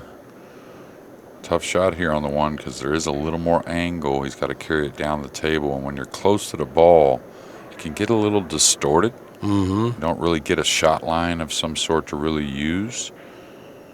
And also the ball can be a little more grabby on contact just because it basically doesn't have time to turn over. You know, it's going to slide into the object ball no matter what. So that creates a little more of a grabby ball. You can hit it thick to the hole, kind of like that. Wow. All right. That wasn't even close. That was a miss of epic proportion. That missed by 3 inches. That was not even close. I mean, if it rattles, I agree. But yeah, but that's the thing. You know, he probably missed the ball. But like I said, when the ball's close, it's almost like, you know, when you get on top of a ball, Mark, and you just kind of inherently overcut it to the top part of the pocket. You know what I mean? Like you just aim to the top because you know the ball's going to grab. right. Well, there's a reason why it grabs. It grabs because the cue ball doesn't have time to rotate. It's going to slide into the ball no matter what kind of stroke, because there's not enough space for the cue ball to kind of turn over. And so John probably missed that a little thick, but I think it got a little magnified as well. But he knows that, and so you would tend to miss overcutting. I know, right? Yeah, I know. But that's why I say I think he missed it a little more than what we think, and along with a little grab on the shot as well. Now, here's that right-handed power shot. Oh, yeah. I see. He switched back to his natural hand for this one. Yeah, when he needs power. Look at Mr. Smooth stab one in from downtown. What a shot that was. 3 times harder than what he missed. Yeah, and if that doesn't prove to you how incredible of what he's done switching hands, to be able to knock that ball in like that, have the talent, you know, Wow. and we know what kind of player he was right-handed. 10-foot table. Exactly. To 4 to leave 8. that behind, though, and say, I'm done with that. Let me go on to this left-handed and learn how to do it. Yeah. That's pretty incredible. You know, another guy that plays opposite hand and fantastic is Ronnie O'Sullivan. Oh yeah, I've seen it on. I've seen it while he was winning the title. He'll switch around on you. He beat another guy. He said, "Well, that was disrespectful. You switched hands on me and beat me. I'm a pro." And the guy, Yeah. Ronnie said, "You don't deserve respect if I could beat you with my opposite hand." Yeah, I got a couple of people I talk to about. We talk about fundamentals and different things, and a couple of them are snooker guys. But anyways, we always talk about Ronnie. That of course, he's the best snooker player, and we'll see how long that keeps lasting. It's been incredible, but it's amazing that the best snooker player swings like a pool player. You know that? If you watch Ronnie, he's totally different than a lot of the snooker players. Barely any pause, if any, in the back. Rotates the cue ball much more. That's why, like, if you watch him when he opens the rack, how his cue ball will continue, that light little ball will continue to go through the rack. And like no other player, snooker player, you see that. They'll chip out balls and this and that and open some with some speed, but not like a straight pull break where the cue ball continues to travel through with topspin or backspin, rather. He's an incredible guy.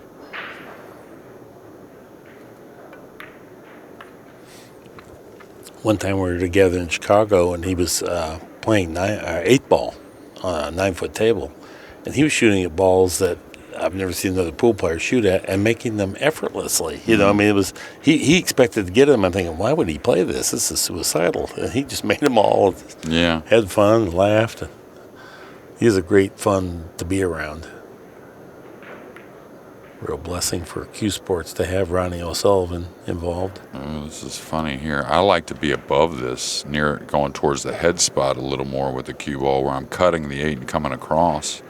Top spin's the order of the day now. Go all the way to the end rail. Yeah, I think it's missable, though. I hate to say it. Or the 8 could get on top of the cue ball. Well, that's why the top spin. Oh, he hit it pure, though. Yeah. Very pure. And he hit it with more speed than I expected, Mark.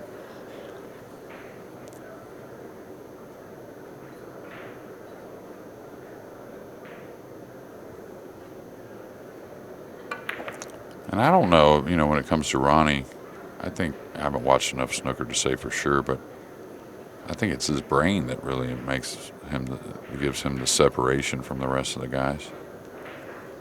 What he does when he does get the shot, and he gets in that short position, how good he is. Oh, very spinning. Very Things nice. are getting tight here in the Accu-Stats Arena. Going to take And a we're quick at break. 8-7 now. And we got just a Juszczyszyn one-game has decided difference this is the between appropriate Juszczysyzn time to use his and timeout. Morra to find out who is. Okay, everybody, we're back. Any of y'all new to the game, Michael Coltrane was a great player. And unfortunately, had to kind of retire just for some health issues, but A super talent. I mean, super talent. What do you mean? Not just talent. Had results as well. I think he won the junior nationals too before that, leading yeah. up to it. I mean, he was. Well, the last year of the Camel Series, he finished top 5 in the rankings. I mean, Yeah. so if that tells you anything about it. The train. Yeah, me and him played our debut Moscone Cup together as rookies. Scott Smith used to have a train whistle. Yeah. And then just remember that? The train. Hey, things changing a little bit here now. Dry break for Konrad. Shot on the one on the side does go. One goes maybe in the corner, but I don't know if I'd mess with those if I was. I guess he has to. Ricky has to remove the rack. Boy. Yeah, this is awkward. He has to. Maybe. You know, one thing, and I guess we could replay it, but if I was the referee, I'm not criticizing, if I was the referee, I would look at the arrangement too before I started to move anything, as well as how I set the tool down to mark the ball. And that way, if there's ever a dispute, you can kind of recall in your brain how they were arranged and be close. Okay, now, you're tempted to go in the side pocket, but you have to super slow roll it to I think do he so. can draw to the rail. I mean, he's a little elevated, but he's definitely heavy enough to draw before the side if he wants to do that. Right, but then it's a bigger swing, downward. Yeah. Nothing wrong with rolling, though. He can go a long ways rolling, right? Mm-hmm. Yeah, I really, guess he doesn't have to sell out if he misses it. Oh, he's going in the corner. yeah, and he's missed that. Yeah, that was never enough on line. So he didn't want to go in the side. But the other choice I was going to say, you're not forced to play offense there. You can defend yourself. Absolutely, So, especially with the match kind of changing a little bit, it seems, in the last few racks. A few unforced errors there from Konrad. Now a dry break, right? the worst thing in the world would be here is if Konrad could start running balls. Yeah, it looks like he's got to subtly swerve around this. Did that. He needs the cue ball off the rail. Did that. And now he's just got to use his talent to draw back in that gap. I don't know if he can secure it. Can he draw back to the rail below the 10 and 6 marks securely? You know what I mean? That's the safe way to be able to shoot this. Is not just draw it 3 feet, draw it 4 feet or 5 feet all the way back. Yeah, he tried it. Yeah, that's what he's doing. How's he doing? Yeah, that's good. Oh, he got real good. And that was the right shot. It was a little more of a shot. Yeah. But at least if you execute it, you're not going to get behind the ball. Of all the things that the 10-footer plays tougher on, that's one thing. You got more margin of error to get on the 3 with the 10-footer as opposed to the 9-footer. You know, and you'll talk about the 10-footer that it does require a good cue ball. But at the same time, if you're a player that I think like Konrad at times can get a little loose with the cue ball, and not necessarily loose, maybe just not make the same decisions other players make as far as their routes, I think maybe it gives him a little more room at times to, I don't know how to really label this, what I'm trying to say, but I think it's easy on him sometimes, especially the way he shoots. You know, he's such a good ball pocketer.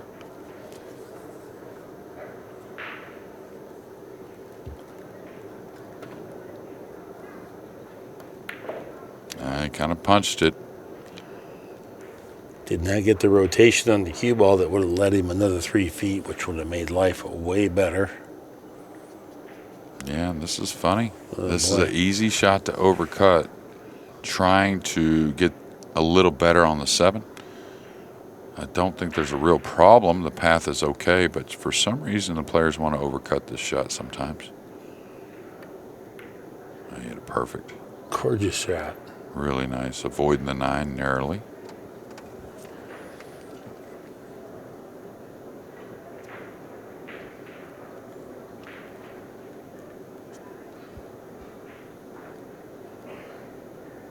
Right-handed shot there. Came out nice.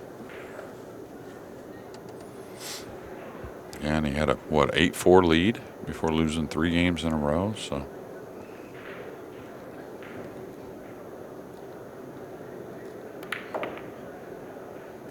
His speed looks pretty good.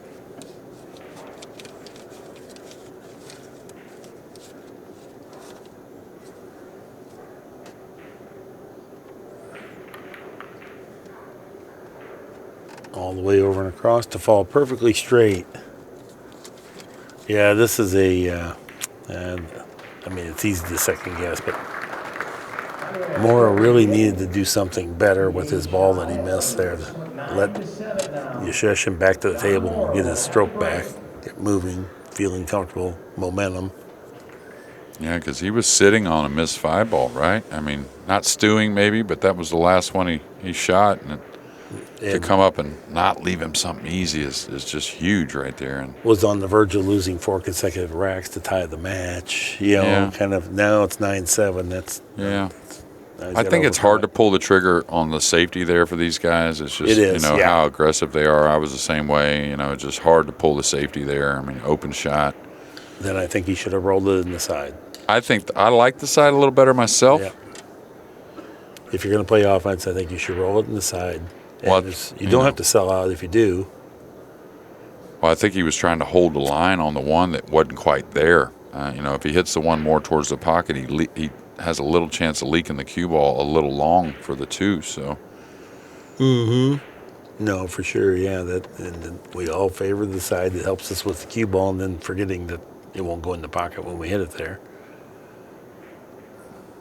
And he kind of got the break going after several dry breaks to open the match. 6 and 8, the 2 most likely balls to find the side pocket. That was a beautiful kiss. The cue ball was gone right there, Mark. 8 ball did get kissed back in, or no, it didn't. What, did anything go in? Nothing. Oh. Nothing. I thought I saw the 8 drop. Okay. So he'll be up behind the 3 most likely here, banking the 1 between the 6-8. And again, just play the cue ball. The 1 should get past the 8 enough to where there's not many worries. I think, anyways. Mark, you see a little better safety there? I don't. I was looking to see if you could get the cue ball behind the 3, but it's a long travel. No, that's what I was saying. Put the cue ball behind the 3. You're going to hit the 1 pretty full with a hair spin, and don't worry so much. You're going to get there. And just let the cue ball trickle. Yeah, he didn't get there, though. Oh, and then the 1 hit the 8, stopped in front of the side pocket. The one thing he didn't want to have happen, even if you leave him long, but you're not, obstructed, okay, but leaving them this. John's going with a high ball here. Is he going lightly? Is he going towards the 7? I know the 2 and the side. Okay. He's rolling. Lightly is the only one that made sense to me. Okay. That's good. The 3-4 together.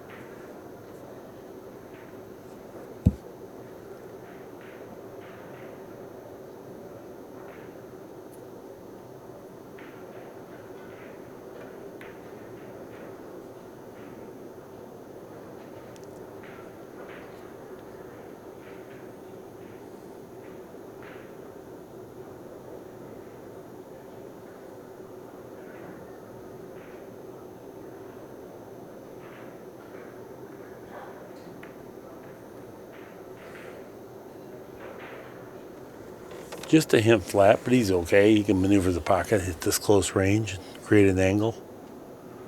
Doesn't need much. 5 ball's near enough to the corner pocket. Just needs to have his bridge hand off the rail and on the table here when he gets done. A little high right hand English or high left hand English.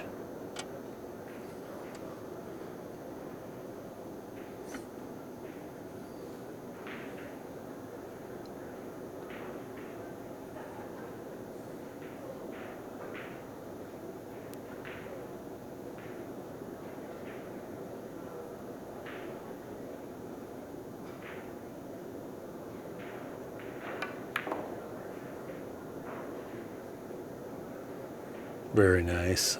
That was a stun, side spin, hint to draw.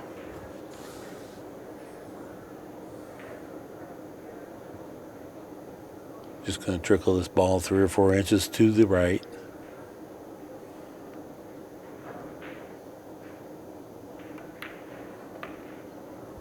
Beautiful.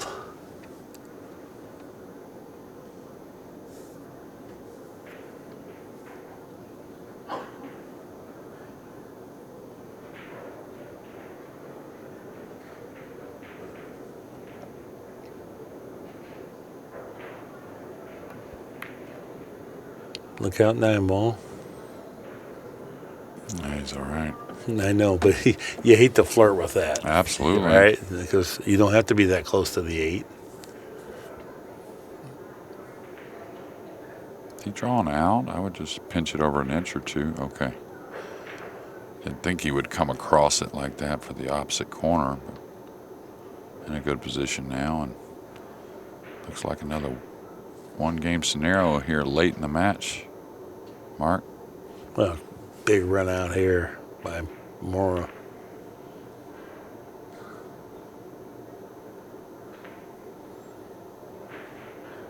Very well done.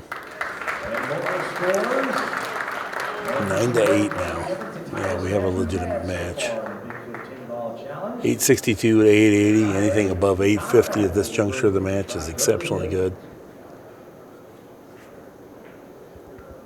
Anything above 900 at this point in the match would be rare air indeed and elite.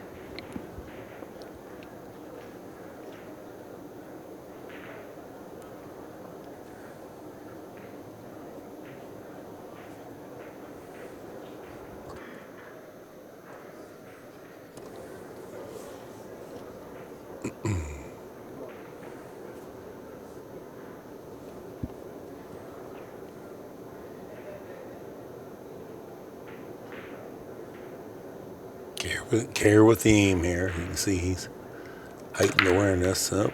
lost the cue ball a little bit. Yeah, and a dry break and a chance to tie this match, or at least an opportunity to get at the table. Looks like there's some congestion, but they all have a pocket. He hit him 19-6, but he didn't hit him square, so he Yeah. didn't get the ball action. And so the balls, sometimes you can glance them like that and still get balls to fall, but it certainly reduces your chances. I think it's, pretty rare overall. Well, Funny little shot to start here, though. oh, for sure. And a funny layout of the balls. You don't see this distribution with that much clutter. They all go. You can do something with all of them, but you get out of line, things can get treacherous in a hurry. Kind of feel like he's going to go somewhat between the 2-5 with the cue ball. I know that looks crazy, but the angle suggests so, and he can get positioned that way as well. Oh, he checked it.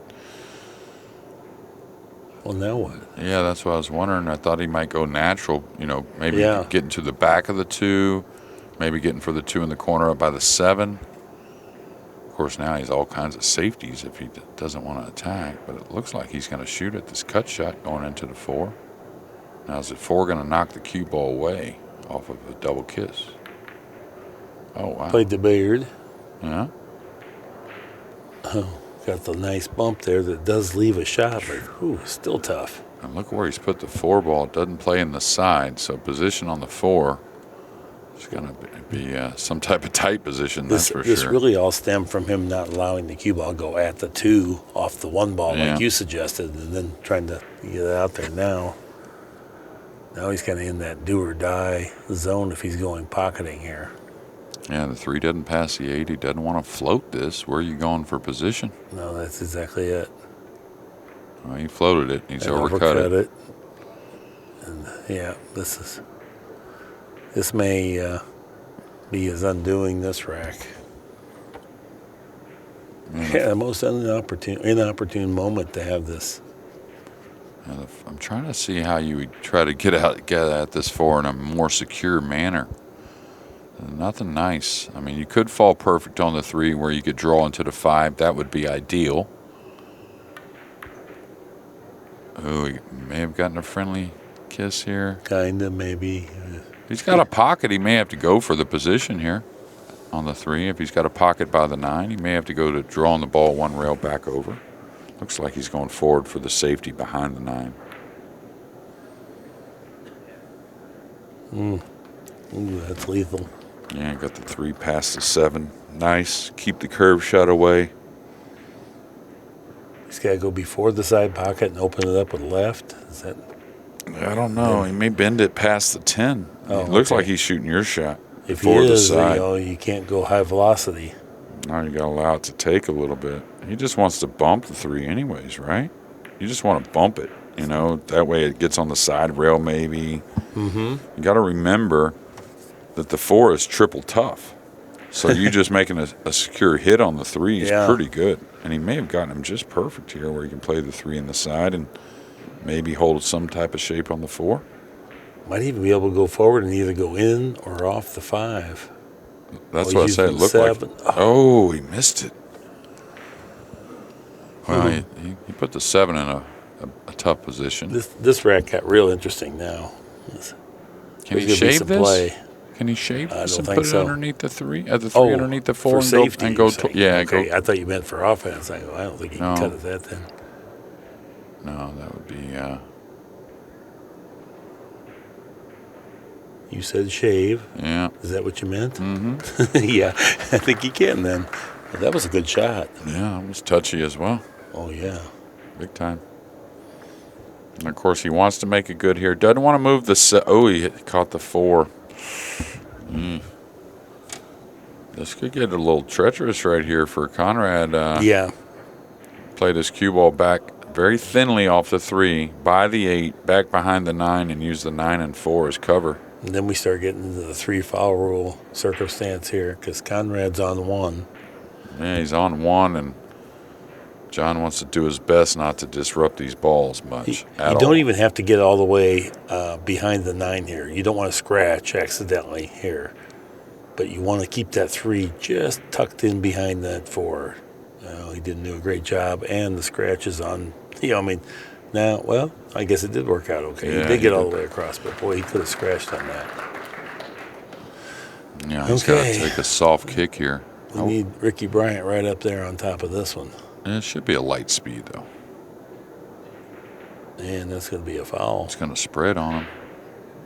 So now Wow. he's on 2 fouls. Yeah. And you just got to do it again, right? Yeah. And actually, it's going to be tougher if Morra plays this properly. The 4 is going to start to block part of the 3. Oh, absolutely. Now, this is the thing. You don't want to try to go below the 8, of course, so you got to set this up properly to get the result you want. Is he trying to go below the 8? I don't think so. No, I don't think he is. I think he's going across. Same place? Yeah, I Same think way? so. Okay, that's the route. Same thing. No side spin. Oh, this is the scratch. Well, Oh, boy.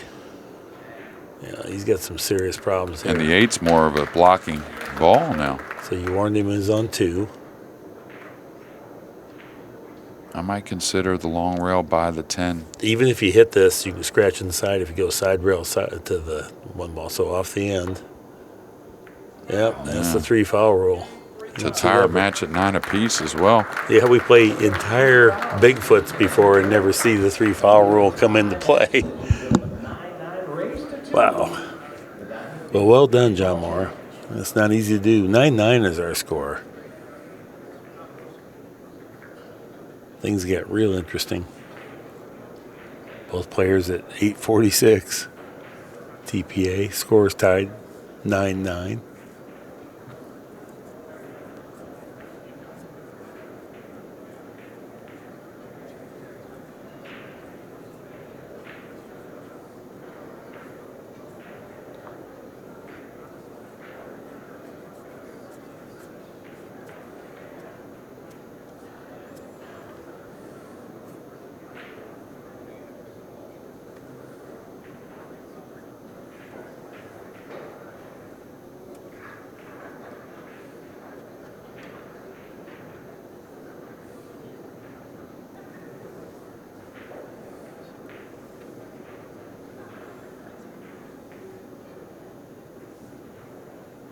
Yeah, Morra feels like he got a pretty good reprieve in this match. He struggled and been behind all the way, and then now here in the latter stages, it's starting to be all John Morra. Yeah, he's got the break now in this race to 2 for their tournament life here in the Bigfoot Challenge. It's still round 1. One more match remaining from round 1. That'll take place at 9:30 tonight. Each runner will come back tomorrow and play a set for $4,000 minimum. Yeah, that's that same break he started with the balls hitting short. Now he did get the 4-railer. He did. 3-ball found the mark. Oh, and he finally came away with a nice shot, too. I mean, he's had a few, but not many. Of course, the dry breaks will slow that down anyways. Boy, would he ever love to break and run out here.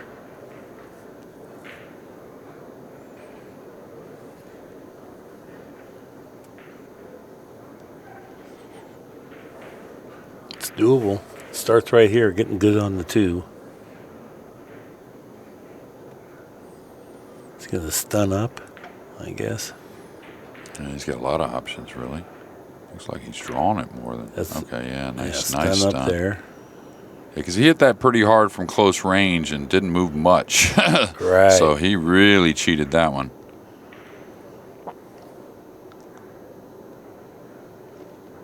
Now this is where he's just got to consider a little angle when he draws this ball and the stretch a little bit, depending You think on where. he can draw it enough, or is it? Oh, he definitely can. Okay. Yeah. Yeah. I thought maybe you go multiple rails around. Yeah, 3 some rails. on his cloth, and when you're close to it, that straight draw can really hold the angles, Mark. I've been fooling with it a lot, just seeing what it can do, and Oh, yeah, no Yeah, problem. Don't get over the 9. a guy from your neck of the woods is the one that really enlightened me to it years ago, and that's Justin Bergman. But and he's a guy like me that usually and rarely use just straight. You know, he'll tell you I usually put a little hint of something on the ball. But when it comes to holding those angles out in the middle of the table, you know, like you're a little off angle and you almost want to shoot a stop shot, he's so incredible. Now he's coming around for the 5 in the side, 3 natural rails. I think, anyways. Is he stunning twice, or is he coming? Oh, he let up a little. I don't know if this is going to get where he wanted. Yeah, I don't know if you noticed, but it wasn't a decel, but it wasn't as full of a release of the cue as he normally has. He was definitely trying to come around for the other side pocket. But anyways, Bergman, just being around him so much for a little while, watching what he did with the tip position, and just incredible. I thought he'd be here, though. He still might be. Yeah, I was hoping. I'm hoping too. High ball looks like it goes towards that corner. Okay, yeah, he kind of overcut the ball also. So, man, it looked like it was set up for John to get his first lead in the match. At a great moment, 10-9. Yeah.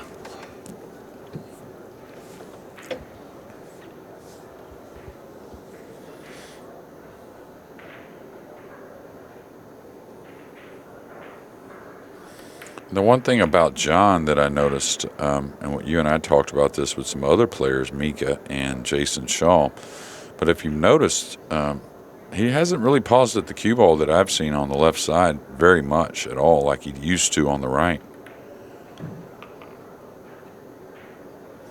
And the pause is just so you can allow the eyes to shift, and glide and keep your rhythm the same.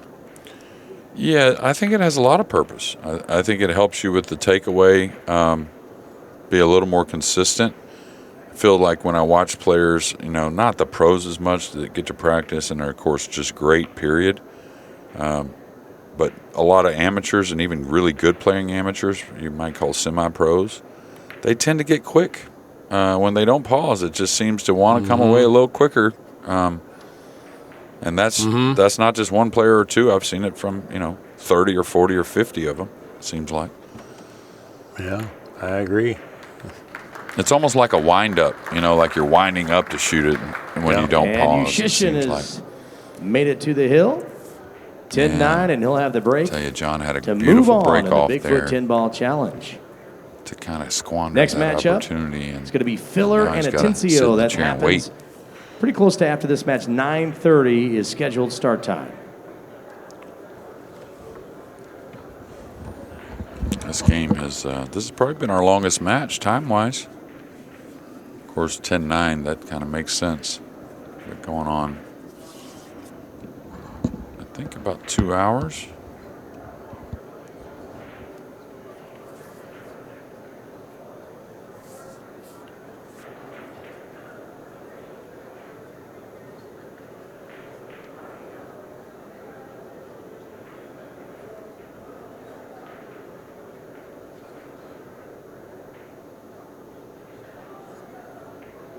Juszczyszyn now breaking here, rack 20.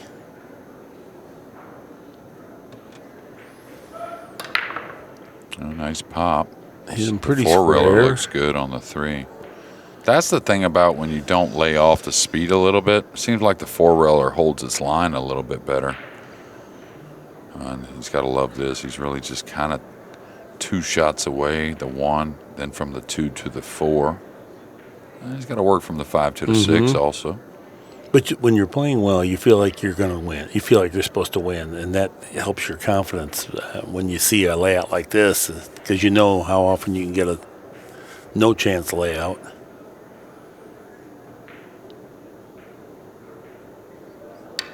Oh, my. Oh, boy.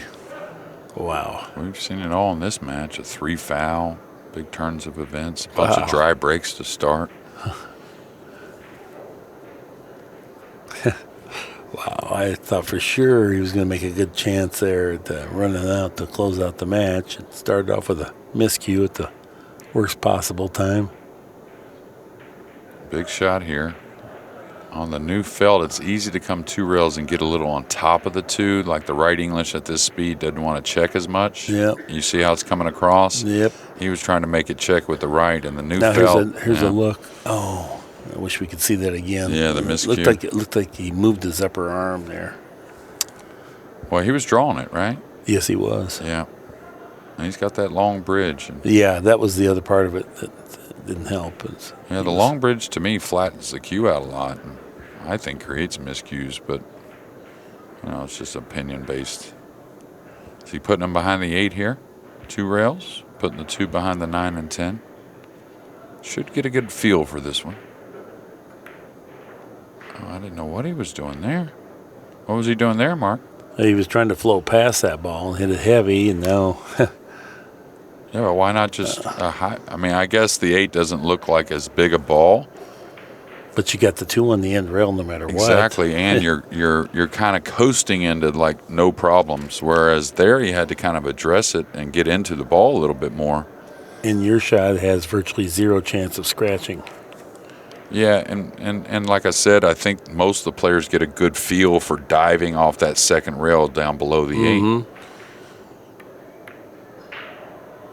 That's a nice little stop shot save at the most important moment of the match.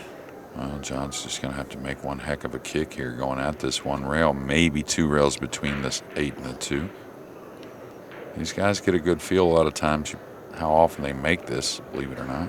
Well, I remember earlier he made a kick shot that was just unbelievable, and best kick we've seen here all week. Yeah, there it is. Oh, wow. Man. No love there. And what's the 8 going to? Is it going to help him? No, it's not. No help. Boy, that's unfortunate. That was another great kick, was it not? Yeah. It rattled around. You still thought it was going to fall. I did, yeah. Yeah. All right, got to hit it thin. That way you at least get something out of the cue ball. Okay, he can go forward between them. He definitely wants an angle, though, on the 5. So this is where if you got a little closer to it, the pinch draw is really the secure play because you'll always hold the angle on the 5 like this. After you just miscued draw. Yeah. You get a little yippee on the draw thing. Well, miscues, is it really about chalk all the time? I don't know exactly. It's almost never about the chalk. It's That's what I think, too. I mean, to me, the level cue is one because what I feel when I miscue, especially a scooping miscue, not off to the side, like side spin or something like that, is whenever I get a little quick with it, my elbow drops, the cue levels out. And I feel like my miscue is because I put too much pressure on the bottom of the cue ball. And when my cue levels out, that's the most pressure you can put is a level cue. So like whenever I get a little quick from the top, the elbow drops. I try to keep the tip low, the cue levels, and I feel like I said, it's all pressure that makes the miscue happen. And I don't know if that's correct or not, but that's what I feel. It doesn't matter then if that's what you feel. I mean, it works. What you do works. So.